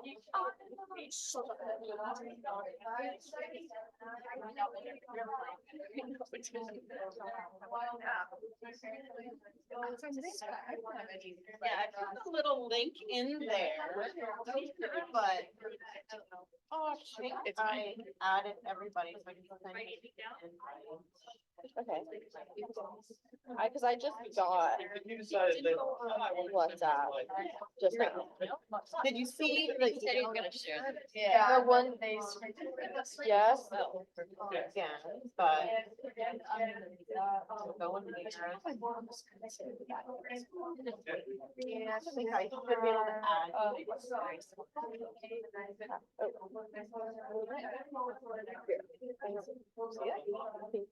Yeah. Oh, there you go. Yes. Yes. Oh. There you go. So that's what I read. Nothing a couple of people. How would you like Costa Rica be like? I have no point in going. Is that okay? Yeah, I was like, no.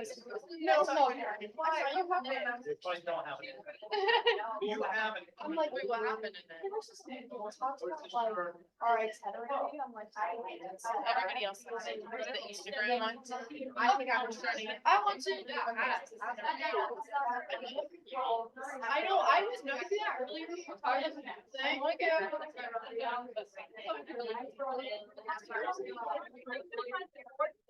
No, we're just seeing.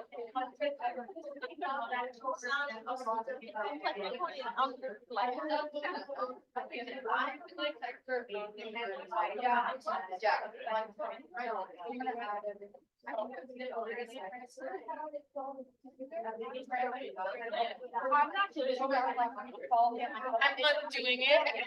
Immediately.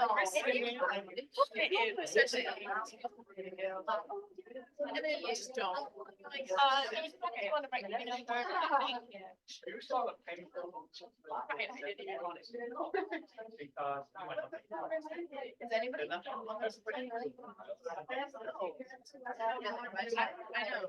I know. I was too scared to know. Like, I would have to like. Dr. Paddock, do you know if it's required to be at the airport at 9:30 PM on the day we're departing?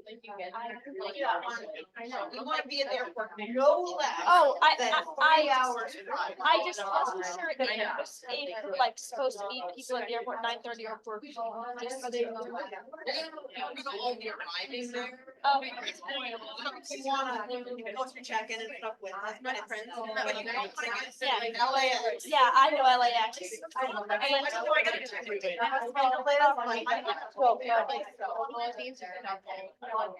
I was just wondering, would you recommend bringing a yoga mat? Is there like classes you can take during the time? Or you just do it yourself? No, we're actually like, she don't wanna come here. If we don't bring one, can you just rent one there?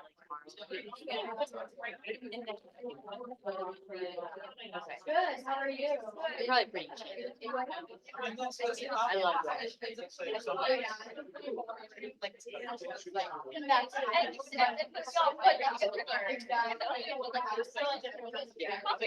I know.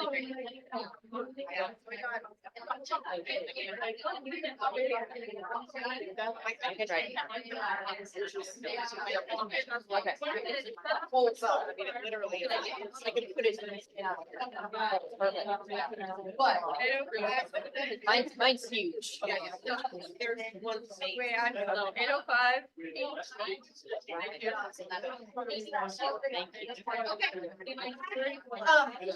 don't have to I've got lots to do more, but there's a few things We do need to Yeah, do. it's nice to meet you. So. I'm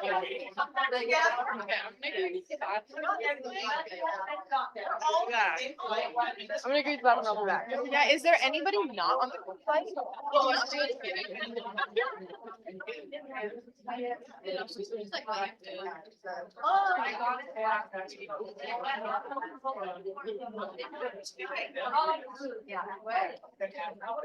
Let me put my name.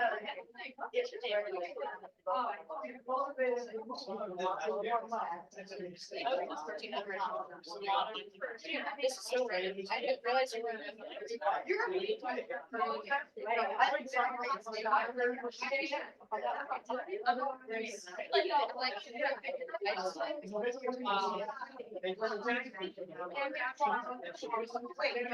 Never heard you. Yeah.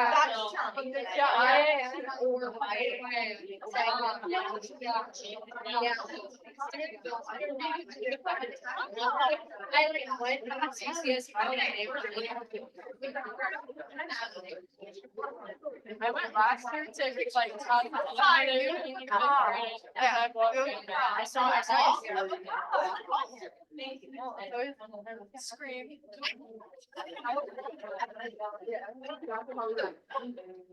We need more animal. Okay. Yeah, there's lots and lots. So, just really quick, I do have, does anybody have a need for, I know Nicole sent the housing questionnaires to everybody, but does anybody need to do it, who has yet to do it, or update?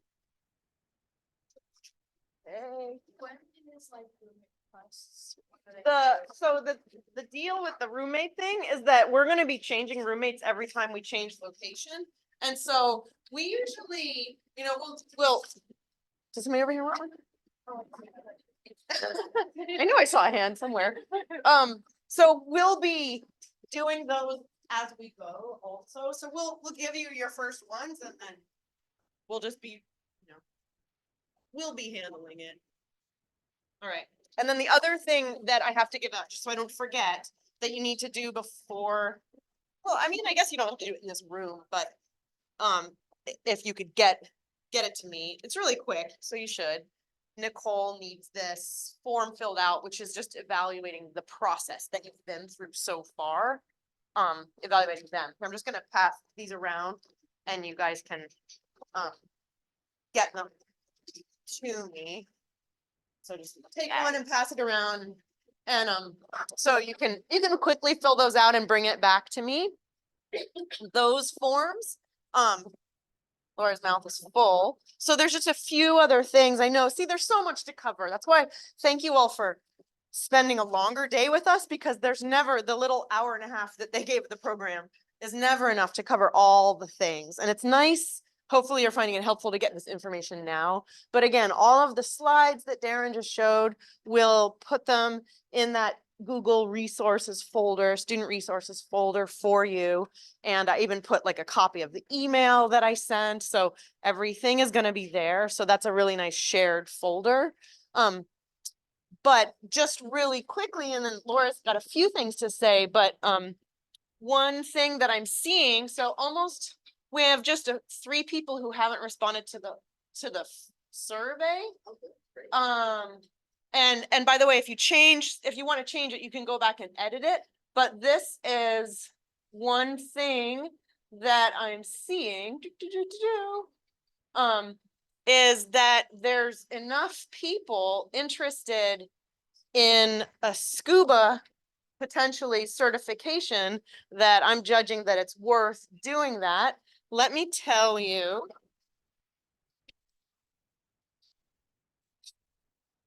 Yeah, let me tell you, that's the housing questionnaire. The other one, it's around how many, did everybody grab one? Oh, last one. Oh, okay, we'll have to ask Nicole, because she, oh, there they are.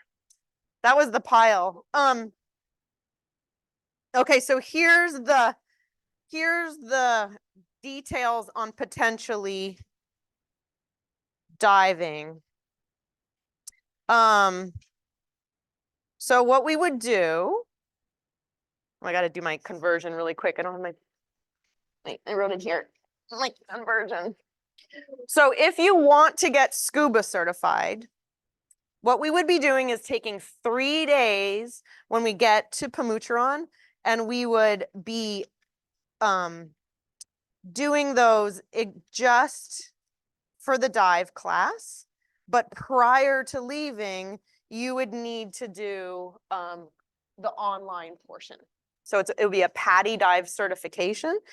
And quick, Darren, Laura, let's do somebody do the conversion for me really quick. So it will be, I think it's something like, I did the math already, but now I can't remember off the top of my head. It's going to be like less than $300 to do the whole diving certification. So an open water class, so it would be PADI, open water 1. So the dive class, it's 5.8 million per person, which includes, 365, which includes, so this is, because they love me and I love them, they're giving you your equipment rental for free. So that's a huge drop. And so you can do this. You can do, if you're sure you want to do that, we'll get that set up as soon as possible, so you can do all the online stuff at your leisure over the next few months. Yes? You have to start at the beginning. Oh, if you want to do an advanced, I can ask about that for sure. Yeah. So if you know you want to get dive certified and you're not dive certified yet, that's the cost of that. They would need a 30% deposit to cover the online materials, to give you the online materials. Then if you think you might want to dive, but you're not sure, you can do a discover scuba dive thing and determine, and then they would credit that if you decide you wanted to do the class. They would credit it towards that. The trick with that, though, is that you wouldn't be able to do that until we're there, and then you'd have all this online material to quickly catch up on. So I would recommend, if you're diving curious, to just go for it. Yes, Benny. Yes. And then And then there were a couple of people who needed a refresher, so I got that in, and so I've given them all the information. This is with Bali Dive Academy. So in our 2019 program, 20 of the students got certified. I'm a dive instructor, but I don't need to teach anything else in this program. So I'm not gonna be teaching you. Those of us who are already certified to dive are gonna probably be out at Menjangan Island for those 3 days, but we're hanging out. I am incredibly safety conscious, as much as I might seem goofy and flippant at times. I'm gonna have my eyes on you, and if you wanna see the scariest thing in Bali, mess with me.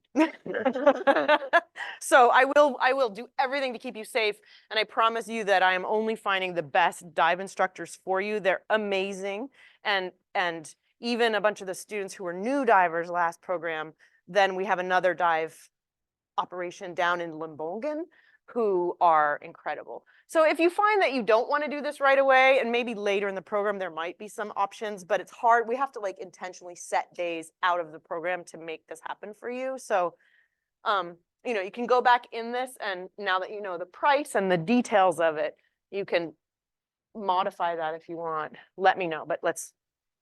Send out the email, 'cause I think I said I wanted a refresher, and I don't remember getting an email, but maybe.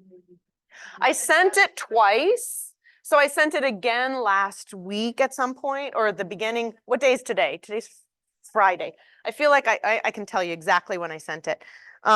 So I sent it. Yeah, it was a long email, but at any rate. For the refresher class, you said was through Valley Dive Academy. I didn't say anything about that. This is the question. Oh. I'm telling you right now that information. Yeah, yeah. This is the questionnaire. These are the results of what people. Yeah, yeah, yeah, yeah. Yeah, you did. So it's awesome.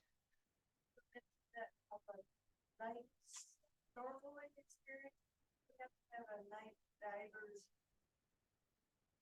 class or anything. No. I'll teach you. And if you've never been snorkeling before, don't worry. We're going to cover everything. The reason we're going to Pamutron first is because that is a very shallow, very quiet bay. Nirvana. It's a really good place. Not good surf, so sorry, but really great place to get comfortable in the water. So I'll give you all that information, yeah?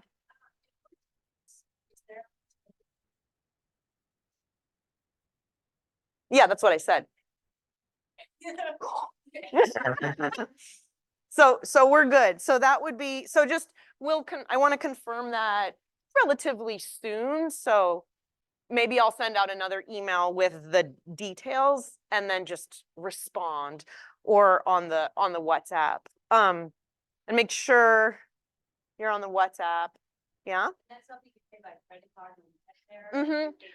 Yeah, so when you pay by credit card, you pay the company will have to pay, the dive shop has to pay like a 3% surcharge, so they charge you that. So it's nice, they do like, it's easy for them if you have a direct transfer or give them cash, but I'll ask her how she wants to do it, since we want to give them the 30% up front. I'll talk to her and organize that, but 3% isn't that much. I generally just pay it, you know, use my credit card and pay that fee just because it's easier. Yeah. Yeah.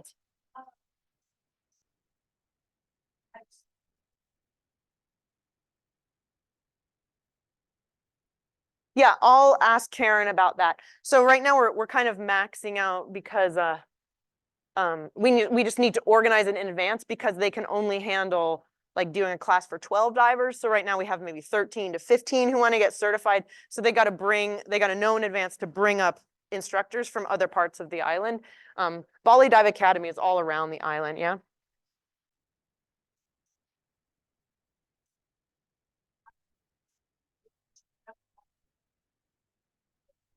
Oh, doing an advanced dive certification? That's a total personal preference.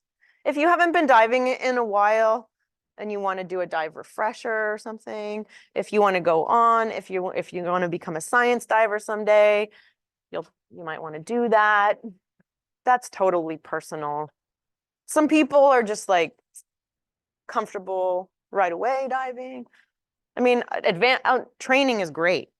So anyway, that's the other piece. And then, sorry, Laura, I know we gotta get to your stuff, but the other piece that, so I just wanna, so see here that most people, a lot of you are buying your own gear that's new. And so, and a few of you would like some help. So what we can do for people. So, I just want to make 100% sure that everybody's gear fits them and is suitable. And so I'm happy to like meet up with people and, you know, splash in the water at Ledbetter or something to just, or even just bring me your stuff and let's make sure it works for you. We had somebody show up this past program with fins that were totally the wrong size and it was a mess. So you really want to be comfortable in your gear and try it out a couple of times if it's new gear. And so I'm happy to give recommendations. On those sheets, I gave you a lot of thoughts about it. But a lot of people, like I was like raised barefoot, so my feet are really tough. So I don't wear booties when I'm diving. I have the full foot fins for my tropical diving, but most people get blisters. So you might want, you know, so there's different things to think about in your equipment. But the most important thing is do not have getting to Bali be the first time you try your gear, and don't expect to buy dive gear in Bali, okay? Because it's sometimes pieces are hard to find. So make sure you get that, and do not, if you're only gonna snorkel, fine.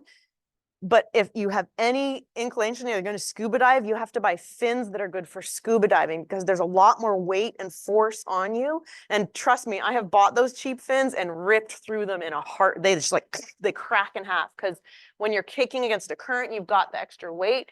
They're not going to last. So don't buy the really cheap stuff. So yeah. So. Oh, sorry. Rylan first and then Kristen. That's okay. Right, Rylan, go. Said not bring one big things, but are you bringing your own things or are you getting that? I bring bring all your own gear. I just don't don't bring free diving fins because sometimes the reef is this deep. So you're going to be kicking the coral. So I don't recommend free diving fins. And they're hard to travel with too because they're so long. My fins are this long. I think I wrote down in that form, in that sheet that I shared with you, like my favorite one, you know, but everybody's different.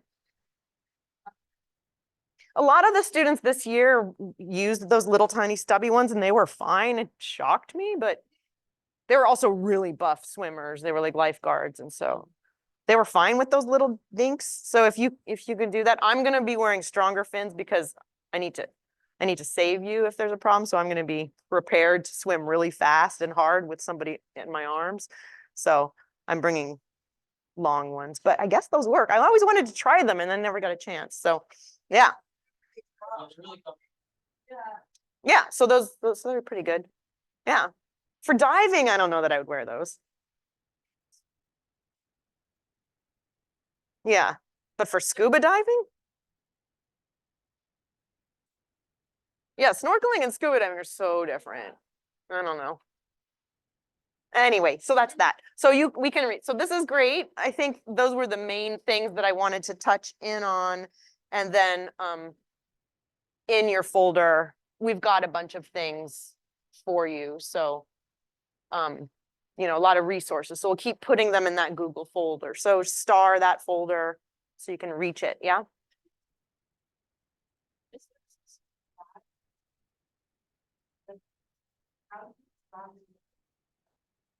My fins fit in my suitcase.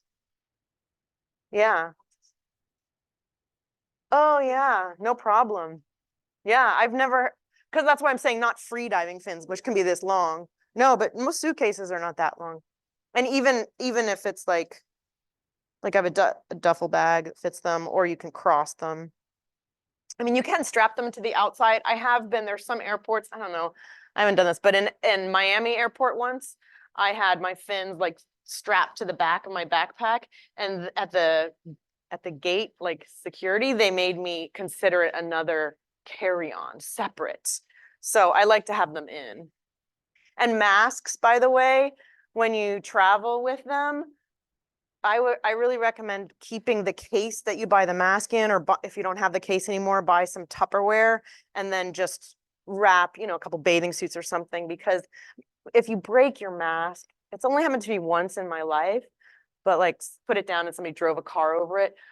I don't know, maybe the little plastic bin wouldn't have helped, but when you're traveling, if you're checking stuff in the airport, it can get like squished. So just, you want to protect that mask because that's your eyes. You don't need to unless, so I don't know, I haven't thought this through yet, but because this time I don't think I'm going to bring my dive gear, but I might bring my wetsuit. A spring suit is good, just a little thermal. If you're, how many people have like a slightly more advanced divers in this room? Like more than like 20 dives. So just a couple of us. So on Chandidas the last 2 weeks, the currents are going to be strong. So we'll have you'll definitely be wearing wetsuits. They have good thicker ones there. It's much colder there. So like I brought my 3 mil with me for all the other diving, but for there I added a layer of their neoprene because it was like 65 degrees. But I'm only letting people who are experienced divers do that dive. Otherwise there's a cove but it's still in the cove. You'd still want to wear that one. Anyway, so that's the diving stuff for now. But so keep in touch. I will tell you right now that on June 3rd until June 23rd, I will be in Micronesia doing my research and I will be unreachable. There is literally no internet on that island. So I'll have a blackout communication period. So don't be offended if I don't respond. I'll try to remember to put little things, but I'll be pretty much unreachable. Is there anything else right now? Any quick questions about?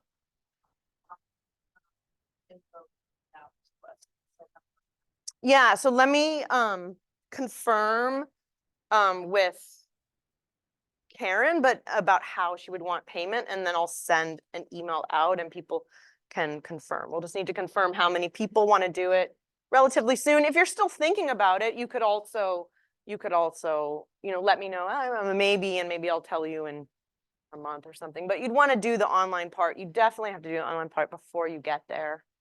Because you don't want to be online, doing an online class when you're in Bali for the first week. That's silly. Don't do that. Some people did it and it was dumb. God, it's only 4? The patio can't be that short.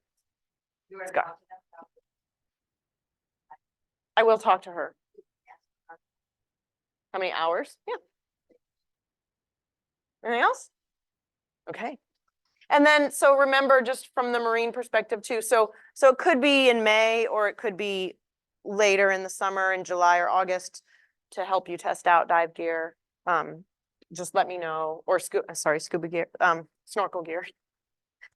And then in whatever date I said in that email, I feel like was August something, during like the school officially begins August 28th. Yeah. And so what we'll do is we'll gather together again and like do a first like class start, and Laura will already be in Bali, but she'll zoom in and we'll do half the day my class and half the day her class, and we'll get started with the kind of coursework and preparing, but there's things maybe to start reading before even this summer. But what I will tell you, just for the course itself, there isn't anything that you're gonna need to buy in terms of textbooks. It's all going to be stuff that's provided online. That's like online textbooks that I'll send links to. There'll be some other reading, but they'll be scanned in an online format. And so the only thing that I would ask you to get, so sort of starting from now, is a journal that you like. Some pretty journal or nice journal that you want to write in, if you want to write. That's the only thing that I'm going to request at this point. And then my hope is actually, while you guys are still here and I'm already over there, I'll start sending you some videos and things like that, either through WhatsApp or I can also do that through Instagram. Just so that we start getting you exposed to some of the cultural aspects. But you can reach out to me anytime if you have questions about the culture, about getting ready.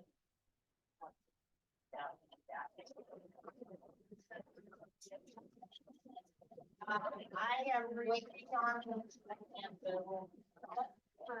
Yeah, they're just getting the canvas shells organized for fall classes. I shouldn't hand it to you a second. No, I'm good. I'm good. We're so good at. Yeah, I know. Lots of information. So I know, there's a lot of information, but again, we'll put all those materials, at least for now, before the canvas shells are there. We have that, that's why I made that shared Google folder, and so we can make a subfolder for class materials. This is like super random, but I remember earlier somebody asked about cameras and you were like, oh, I'll talk about it a little bit more. Did you have any like thoughts just on like frame camera or underwater, not underwater? So I personally love the Olympus Tough. It's an amazing point and shoot underwater camera. I like it personally better than a GoPro. I use it for my research because I have to zoom in and get like pictures of coral polyps that are this big. So they're amazing. They do good video. They're not great above water though, in terms of the color. Like you'll get better color like on just on your phone. But I just don't have time to take real pictures like on a fancy camera. So I can't speak to like. Bring them. Alana did last time. And took some amazing photographs. So, you know, if you're really into photography, absolutely, I can't speak to that world. I can only speak to the world that's underwater, sorry. I know, we should definitely go outside and do a picture. That would be fun. So you can remember how you looked after 10 hours of talking about going to Bali. It wasn't 10 hours. And then let me just double check something. So in Zoom, is anybody still left in Zoom? Let me see. Oh, nobody's there, so I'm gonna end it. That's right, because Hannah said so.